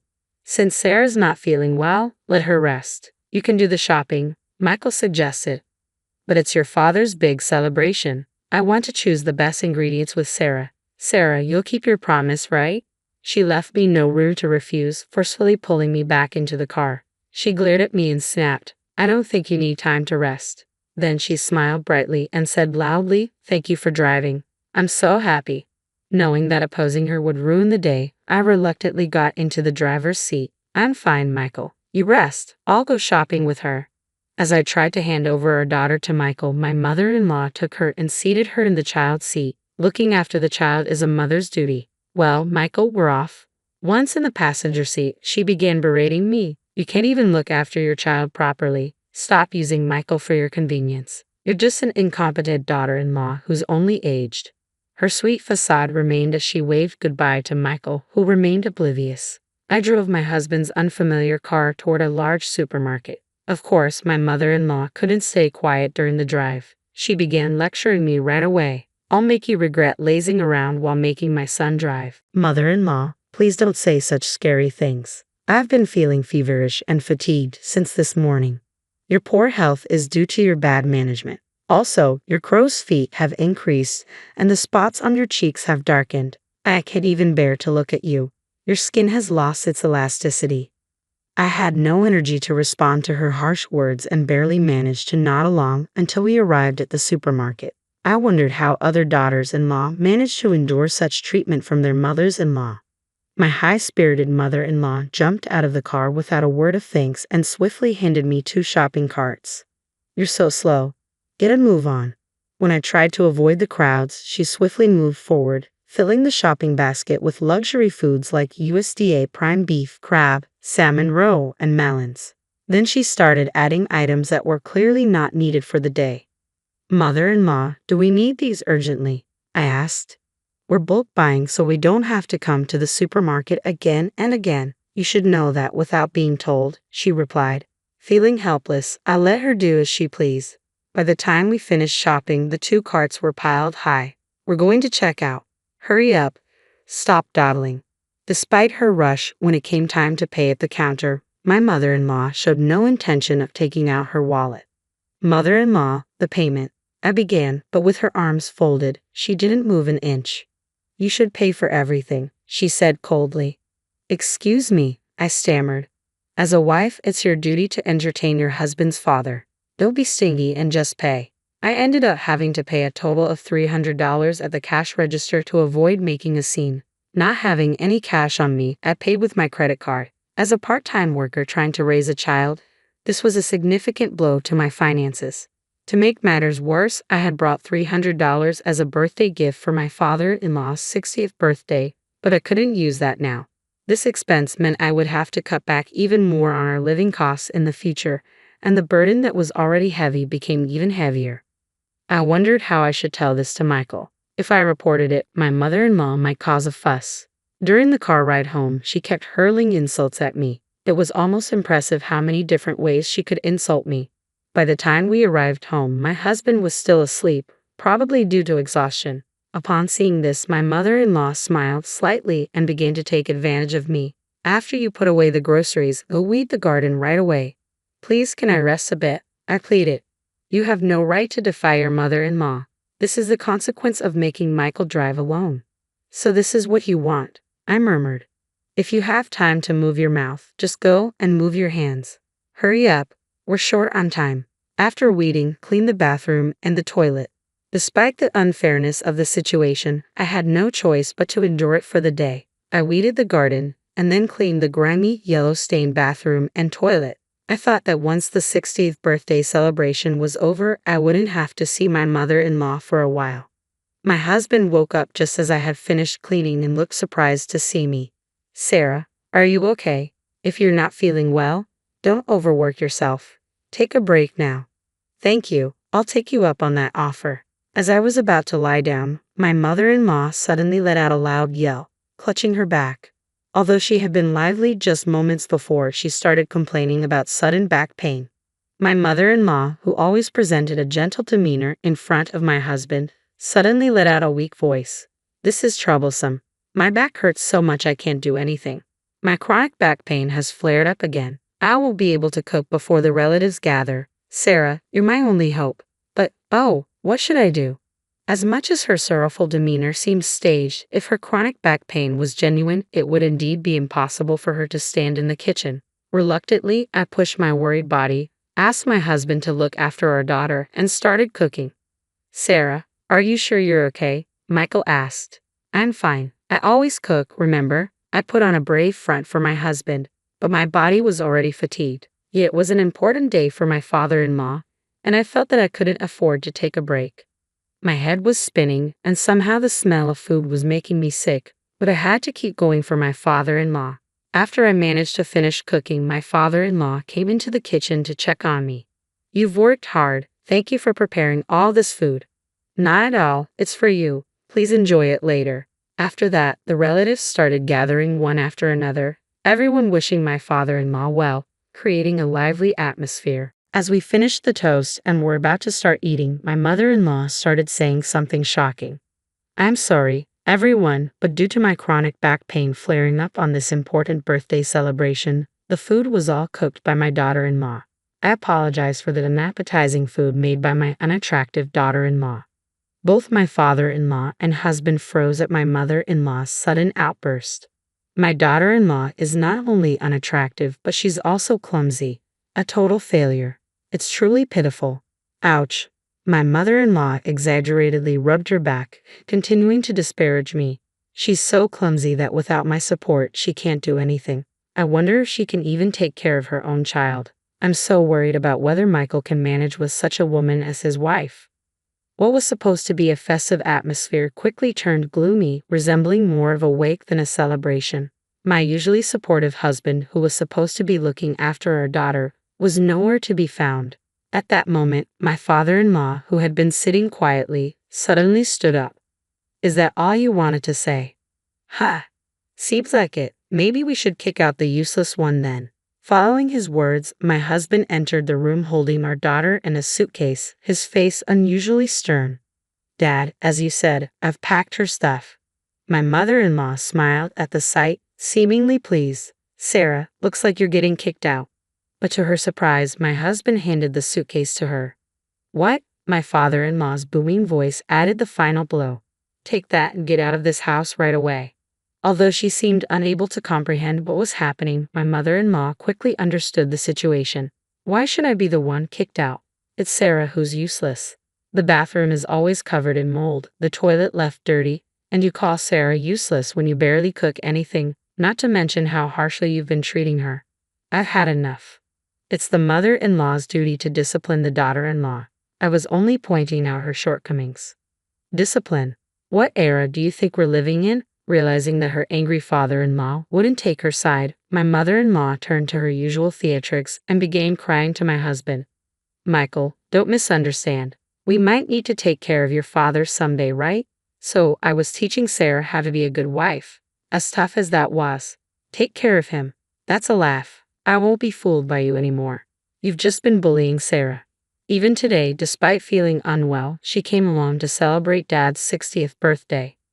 Sarah volunteered to celebrate, didn't she? Don't lie, you also made her pay for the groceries, didn't you? I found the receipt from today in her bag when she was trying to take out candies for our daughter. It shows that Sarah paid with her credit card. I just asked her to pay because I didn't have any cash on hand. I was planning to pay her back honestly. Really? If I hadn't noticed, you would have just kept quiet. I've turned a blind eye to the common mother-in-law and daughter-in-law issues, but you're going too far. I'm fed up with living with a spiteful old woman. Seeing my husband and father-in-law turn away from her, my mother-in-law began to blame me with all her usual theatrics, tears streaming down her face. No, I haven't said anything, but it's a fact that you've been bullying me, isn't it? For the sake of my father-in-law and my husband, who had gone to great lengths for me, I gathered the courage and spoke the truth for the first time. I would no longer let my mother-in-law have her way. That's right, we heard about it from Mia. We also know about the nasty comments you made about Sarah at the supermarket and in the car. Afterwards, you made Sarah do all the weeding and cleaning the bathroom and the toilet. Yeah, Grandma was mean to Mommy. She made her clean a lot of places. You can't trust what a child says. Maya doesn't lie. Let's check the dash cam footage. That should clear everything up. Michael, could you do that? Good idea, Sarah. I'll do that right away. What? What is that? Ignoring his mother's question, Michael went to the car parked outside, started the engine, and began playing the dash cam footage. The latest device, which could also record the inside of the car, was installed, so even facial expressions were clear. Ah, it's showing she was saying these things. I'm shocked. Everyone come over here and watch this. Relatives who had followed to see what was happening all checked the footage. Upon doing so, they began to comment. This is terrible indeed. Wow, this is the worst.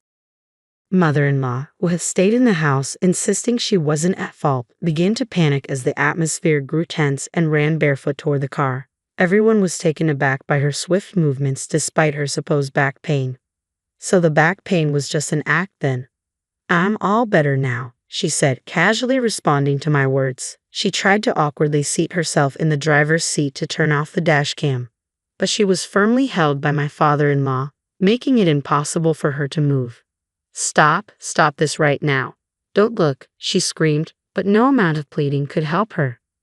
With all her misdeeds exposed, my mother-in-law, stunned and speechless, sank down helplessly. That's when my father-in-law casually handed her a single piece of paper. I filled in my part. You just need to write your part and submit it. What? Isn't this a divorce form?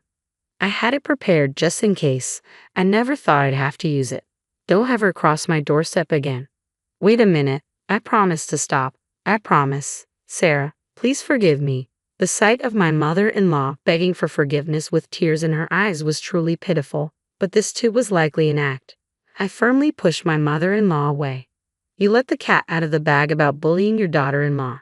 In the end, I will never forgive you. You might want to leave before the neighbors gather around. Oh no, this is terrible. The commotion attracted the attention of neighbors who watched from a distance. Perhaps not wanting to make a scene, she promptly took the divorce form and suitcase, and her supposed back pain was nowhere to be found. She rushed out of the garden. The villain had been dealt with, but our home filled with guilt. I'm sorry for all this during your 60th birthday celebration, Dad. When I earnestly apologized, he responded, Sarah, you did nothing wrong. I'm sorry for all the trouble we've caused. Let's start over. My father-in-law smiled, and the relatives also watched with kind expressions. Later, they praised the dishes I had prepared and ate heartily. At that moment, all the fatigue seemed to fly away. Thus, we celebrated my father-in-law's 60th birthday in a grand manner. My mother-in-law, who was initially reluctant to agree to the divorce, eventually agreed, and they divorced amicably. It was also revealed that she had been misappropriating funds from my father-in-law's account, and she was ordered to repay $10,000 that she had spent recklessly. Unable to find work due to her lack of experience, she now works as a janitor in an office building late at night. With barely any money left, she lives in a rundown apartment that's seen better days. On the other hand, I found out that I was pregnant with my second child. It seemed that the feeling of discomfort I had earlier was due to my pregnancy. 5 months have passed since then, and my husband Michael has been very caring. The ultrasound revealed that we're expecting a boy. Both Michael and my father-in-law are looking forward to his arrival, already excited. My father-in-law sent over blue baby clothes. My adorable daughter is overjoyed at the thought of having a younger brother and practices taking care of a baby with her dolls every day. Watching her gives me immense happiness.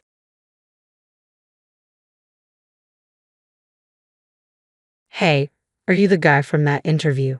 After I turned you down, you ended up becoming the driver.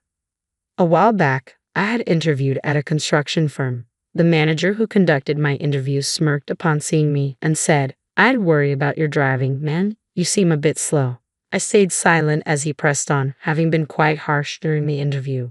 But soon after realizing who I really was, he quickly turned pale and apologized. My name is James Anderson. At 45, I work in sales at a construction firm that's part of a housing franchise. This franchise involves selling standardized homes. Despite the limitations, I find fulfillment in building ideal homes by listening to clients' needs and proposing solutions within what is possible. Communicating with clients, sharing their worries and joys, is what I cherish in my work. I absolutely love my job. I live with my wife, daughter, and my father-in-law, who is the president of the franchise headquarters. My wife works there too as an office assistant. This company holds study sessions several times a year for employees of franchise partners. It was during one of these that I met my wife when she was handling the reception and distributing documents. Only after we had been dating for a while did I learn her father was the president. This was a shock to me, and although I struggled with the thought of being good enough for the daughter of a president, I still wanted to marry her. I went straight to Robert and got his permission to marry, a story still fondly told among our family members. One day, I was called to the headquarters. Robert, who had kindly welcomed me years ago when I audaciously asked for his daughter's hand in marriage without an appointment, was now 63 years old. Facing me in his office, Robert started the conversation. "As I've mentioned before, I plan to retire from being president when I turn 65, so I want you to take over as president in 2 years. Would you start training as my assistant from now?" This had been discussed before. Robert didn't suggest this just because I was his son-in-law. He liked how I sincerely dealt with every client. Since the president of the construction firm I worked for had agreed to this, I nodded to Robert's words, thinking the day had finally come. "Although I'm inexperienced, I will serve with all my heart," I said. I transitioned from running around on site to learning the ropes of being a president at the headquarters. The job as a presidential assistant was new to me, involving a wide range of tasks. While I got more opportunities to appear in glamorous settings, unlike my sales days at the construction firm, I still felt something was missing. I missed the real voices from the field, like staying late to discuss how to fulfill clients' requests or seeing their joyful faces when looking at their new homes. However, as someone destined to become the next president, I focused on fulfilling my duties as an assistant. One day, I was approached by the head of the customer center for a consultation. It was reported that complaints had been increasing significantly lately for a certain construction firm affiliated with our franchise. The biggest complaint seemed to be that the completed homes were far from what was expected. The manager said that multiple warnings had been issued to the construction firm in the past. However, to no avail, the same kind of complaints kept coming in. A home is often the biggest purchase in a person's life. If people find out that their new home is far from what they envisioned, the disappointment is immense. Moreover, distrust toward the construction firm could eventually extend to the franchise headquarters. Believing that immediate action was necessary, I promptly informed Robert about the situation with the construction firm. "May I go back to the field just once more?" Even after warnings showed no effect, I wanted to see the situation for myself. "All right, see what you can do your way," Robert said, glancing at me and chuckling wryly. "I know how passionate you are about being on site. I do feel guilty for pulling you into the presidency. It's not forever, but for now, this issue is in your hands. Thank you so much." I expressed my heartfelt gratitude deeply and applied for a sales position at the construction firm in question, where an opening had just been advertised. Being sent from the headquarters could make them wary, so I decided to enter as a regular job seeker. On the day of the interview, the person who appeared as the interviewer was Dave, the manager of the construction firm. I knew some basic information about him from the documents at headquarters. It appears his father is the president of this construction firm, and he's expected to take over as president in a few years. After skimming through my resume, Dave looked up at me with an unimpressed expression. By the way, I'm pretending to be searching for a new job since the construction firm I worked for went bankrupt, I said. Well, being unemployed at your age must be tough, he said, smirking sympathetically but then deliberately sighing heavily. Look, we're part of a franchise, which means there are a lot of restrictions and a whole lot to learn. You're 45, right? Don't you think that's kind of pushing it? It was clear from his tone that he preferred hiring younger people. I responded seriously, true, I am 45, but I bring experience that younger folks don't have. Yeah, that's nice. Dave cut me off, waving his hand dismissively and frowning as if annoyed. Look, you don't seem to get it, so let me explain. He looked at me as if I were a child who wouldn't listen. We're a franchise. To make a profit while paying royalties to headquarters, it's more important to secure a number of contracts than to indulge in some client fantasy. Do you get that so far? His attitude suggested he thought I was completely clueless. To secure these contracts, we need aggressive sales. Younger, energetic people are simply more practical for us than tired old men. Even someone as slow as you can understand that, right? Dave smirked and sighed again. Indeed, his argument had some points. How to balance the pros and cons of franchising greatly depends on the mindset of the construction firm and ultimately the business owners. Dave's stance was completely opposite to my client-first approach. I couldn't help but counter him. Of course, we're not volunteers here. I understand the need to make a profit, but for our clients, a home represents their dreams and hopes. It's crucial that we engage with each one of them. But once again, Dave interrupted me. What's an unemployed old guy like you talking about? You're pretty cheeky. He had been looking down on me with a smug grin, but the idea of being lectured by a middle-aged, unemployed man seemed to really annoy him, and he glared at me fiercely. You talk about soft stuff like that, and that's why you're unemployed. You say your company went under, but weren't you actually fired? He glanced at me, noticing my silence, then eventually returned to grinning smugly. With a smirk back on his face, he pointed his index finger at me and said, Anyway, complaints like that are for headquarters to deal with, not us. You get it now, right? We don't need old guys here. With that, he made it clear he wanted me gone, abruptly ending the interview. I sighed involuntarily. Until this interview, I had hoped I could somehow help steer the construction firm in a better direction. But with a manager like that, complaints about the firm were unlikely to stop. Disheartened, I called Robert, my father-in-law, and the president to report the outcome. A few days later, back at my job as the presidential assistant, I was driving Robert from a meeting with a business partner as we were about to head back to headquarters. Robert said, There's a place I'd like to stop by first. Okay, I replied. Although we had no other appointments outside, we had some time, so I followed his directions and drove to the specified location. It turned out to be the very construction firm we were discussing. Well, it's an honor to have the president of headquarters stop by. As soon as I parked the car, Dave, recognizing it as the company car from headquarters, rushed out and showed a fawning attitude to Robert. But when he noticed me getting out of the driver's seat, his eyes widened slightly before he sneered and addressed me. If it isn't the old man from that time. Oh, you got turned down by us and became a driver, huh? This guy came to interview at our place a few days ago. Well, he didn't meet our hiring criteria, so I had to turn him down, Dave explained ingratiatingly, looking over at Robert who was standing by. Then turning back to me with undisguised contempt, he continued, Hey, if your driving injures the president, I won't let it go, you know. I'm worried because you seem so slow.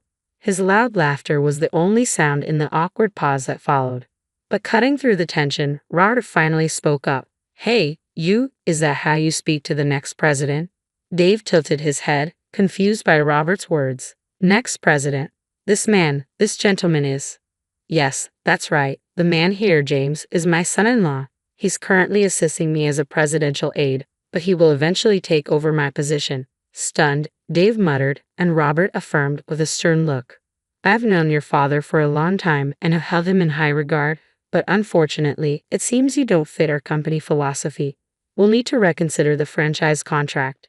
Dave's face drained of color as Robert informed him of this. In a panic, he started to make excuses, his smile tinged with flattery.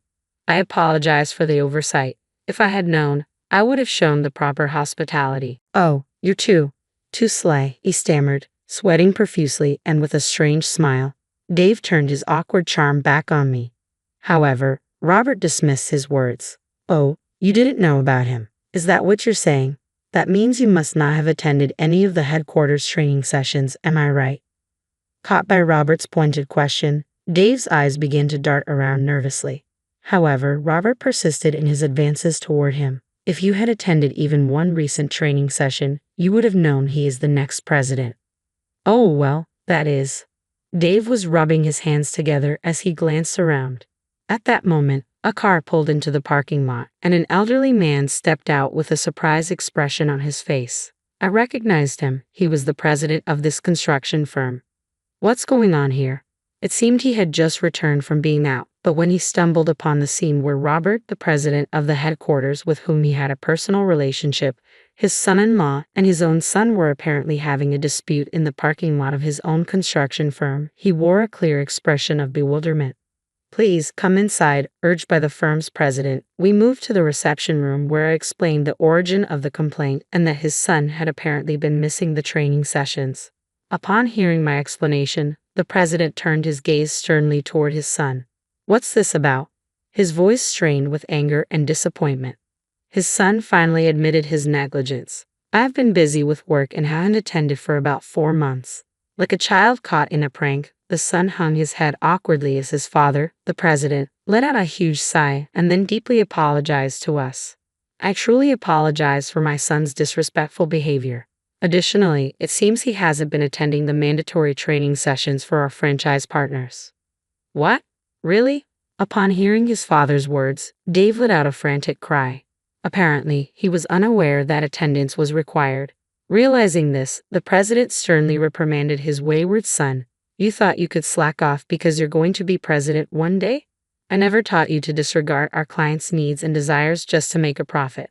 While saying this with a flushed face, the president apologized again. Truly, this is all my fault for not supervising properly. I think a contract termination is unavoidable. Hearing this, Dave seemed to regret his actions belatedly, lost for words in dismay. The son shrank under his father's reprimand, and the father continued to apologize. Watching the two of them, Robert then slowly began to speak. Hey, please look up. There's no need to change the franchise contract. Dave looked up before his father at Robert's words, but Robert just glanced at him briefly and continued in a lecturing tone. Only if your son steps down from his managerial role and agrees to start over as a regular employee to relearn everything. Understood. Both father and son's voices overlapped. Dave looked at his father as if in disbelief, but his father ignored his look. Thank you very much, he murmured his thanks gruffly. Then the president turned to me. I know it's a lot to ask, but I would really appreciate it if you, James, could help us by becoming our sales manager and turning our company around. Startled by the request, I blinked and then looked at Robert, who nodded as if to say he understood. Responding to that, I gave a nod to Robert and then faced the president again. Yes, I'd be honored to help. And so, I began working as the sales manager at the construction firm. Dave initially seemed unhappy, but perhaps influenced by my and the others' attitudes, he eventually started taking his work seriously. Thanks to this change, complaints ceased, and I am now working daily on the ground, focusing on creating homes that meet our clients' needs, holding true to our mission. Although I will return to headquarters eventually, I am committed to making the most of the time I'm allowed, working hard every day.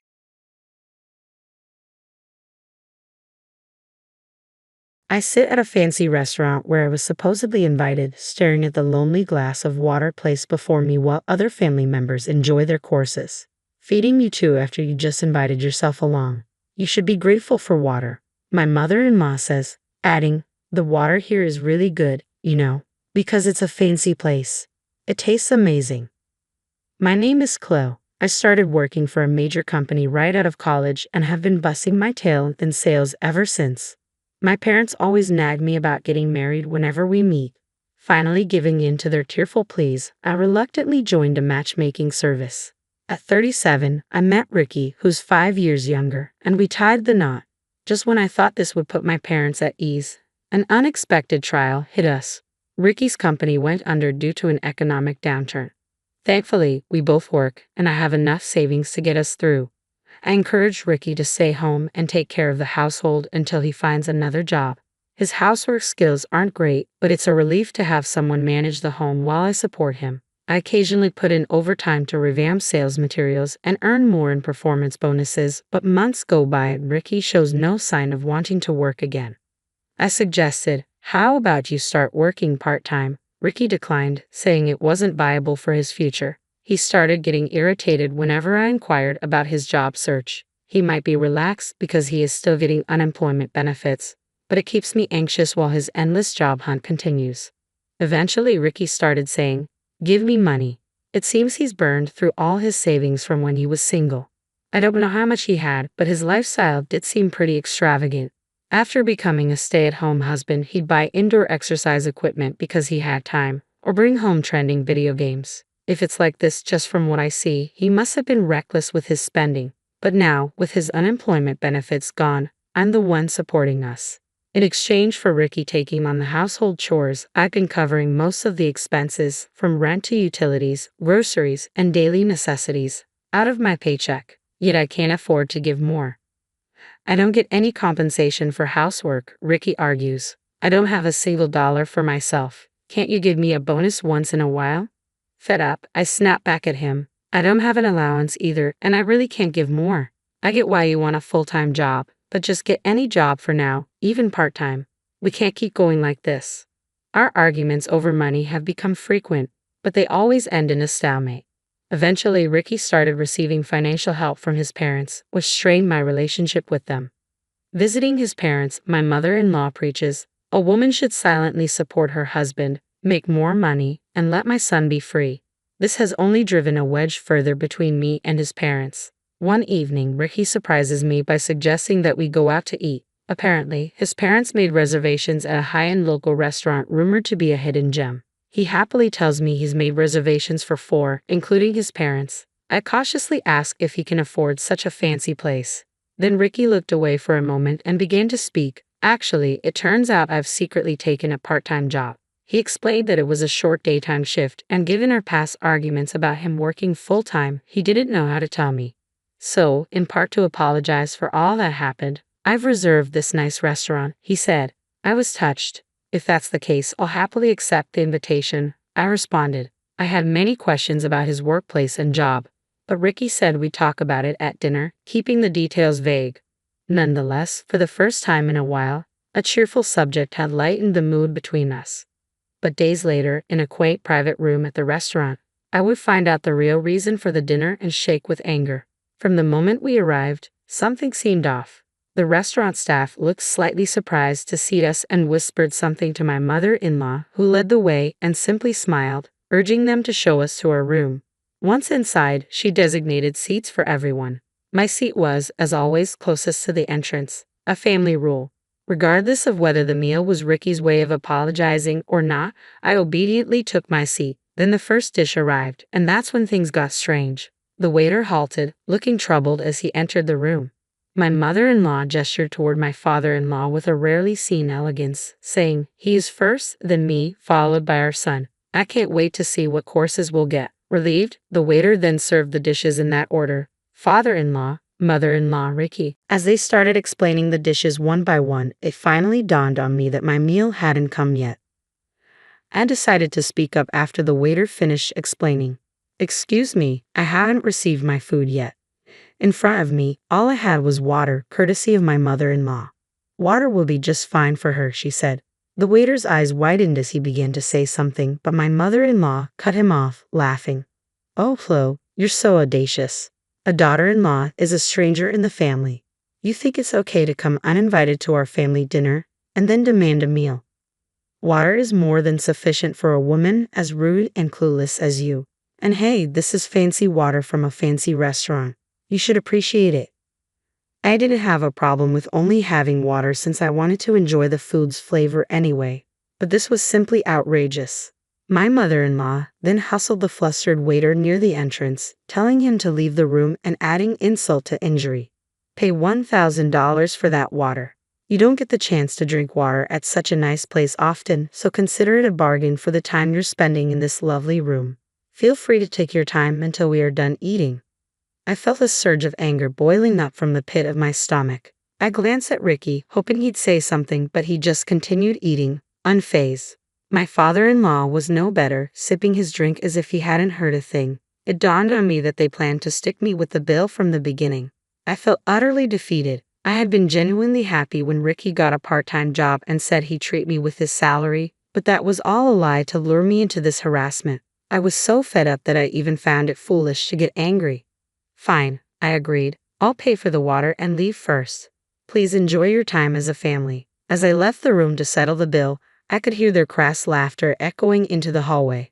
The observant waiter noticed my exit and mentioned that although he couldn't serve the pre-ordered course meal, he could prepare other dishes. I thanked him for his kindness, but said I'd only pay for the water and leave. Then the waiter told me the water was free, so I promptly left the restaurant.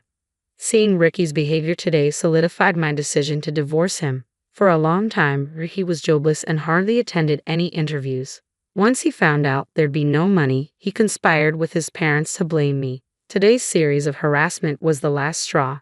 I no longer felt any shred of love and knew I couldn't continue being married to him. As soon as I got home, I started packing, intent on leaving everything else behind.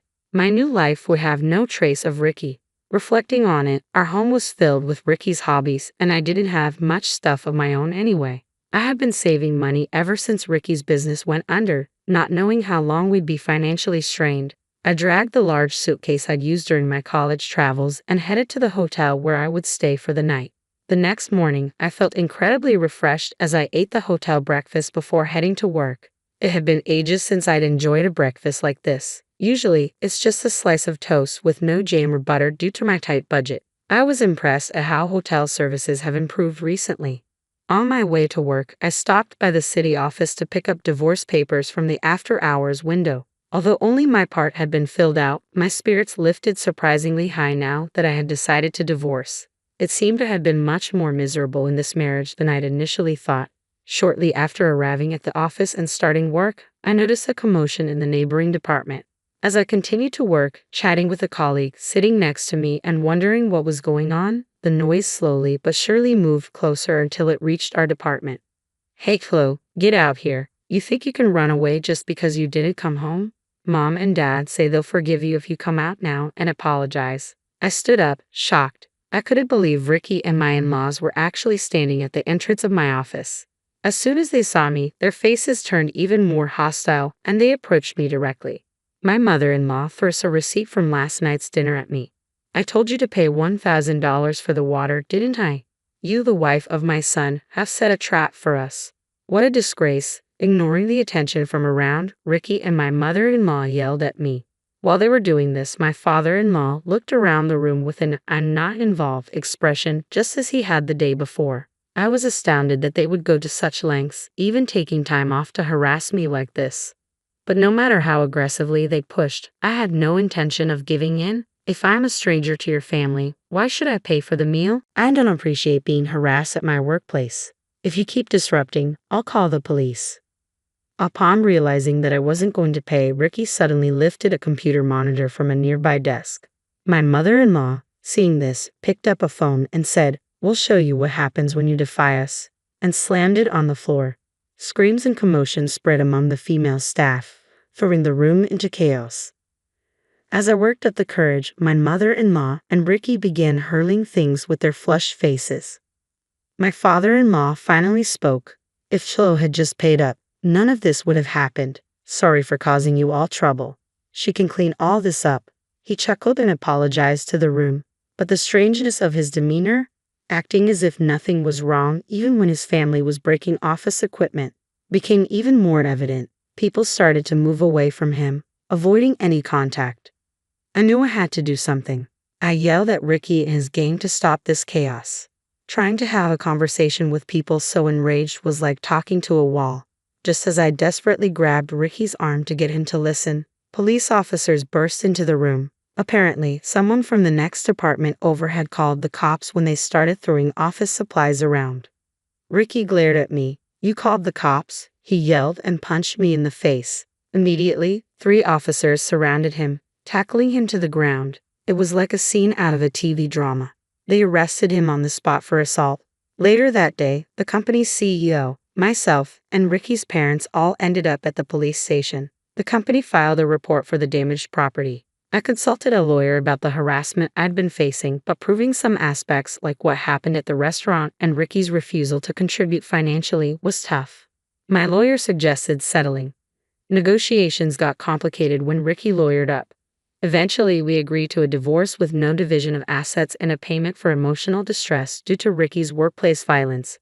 Meanwhile, the assault case wrapped up in 2 quick months, and I received compensation for my injuries. As for the damages to the company, taking legal action wouldn't yield much money and would be time-consuming. More importantly, the company wanted to avoid negative attention, so they opted to settle out of court rather than file a lawsuit. In the end, they promised to pay a large settlement instead. Ricky was the only one with a criminal record, but he and his parents owed a large sum of money to me and the company. They somehow covered it with their retirement funds, leaving them practically broke. In a desperate move, his parents called Ricky back home and, through family connections, got him a job at another company. But that didn't last long either. His new employer, unbeknownst to them, had business with my company. By the time their CEO heard the full story, rumors about Ricky's volatile and dangerous behavior had already spread. Encouraged by the boss who valued the company's image, Ricky decided to quit his job. Maybe he was already uncomfortable. Suddenly, Ricky moved back home and quit his new job. Rumors started in the neighborhood and eventually reached my in-laws' workplace, revealing Ricky's criminal past. Not only were they subject to criticism for harassment, but they were also known as dangerous people who broke into their daughter-in-law's workplace and destroyed property. When this story spread from colleagues to bosses, both of my in-laws were fired despite being close to retirement. They started to reach out for help through a lawyer. I told the lawyer I didn't need any more reports and realized there's no need to rush into marriage. Fortunately, my parents have stopped pushing me to get married. Maybe they feel guilty about something because of this incident, but they've stopped even mentioning the word. I feel bad for my parents, but it's better this way.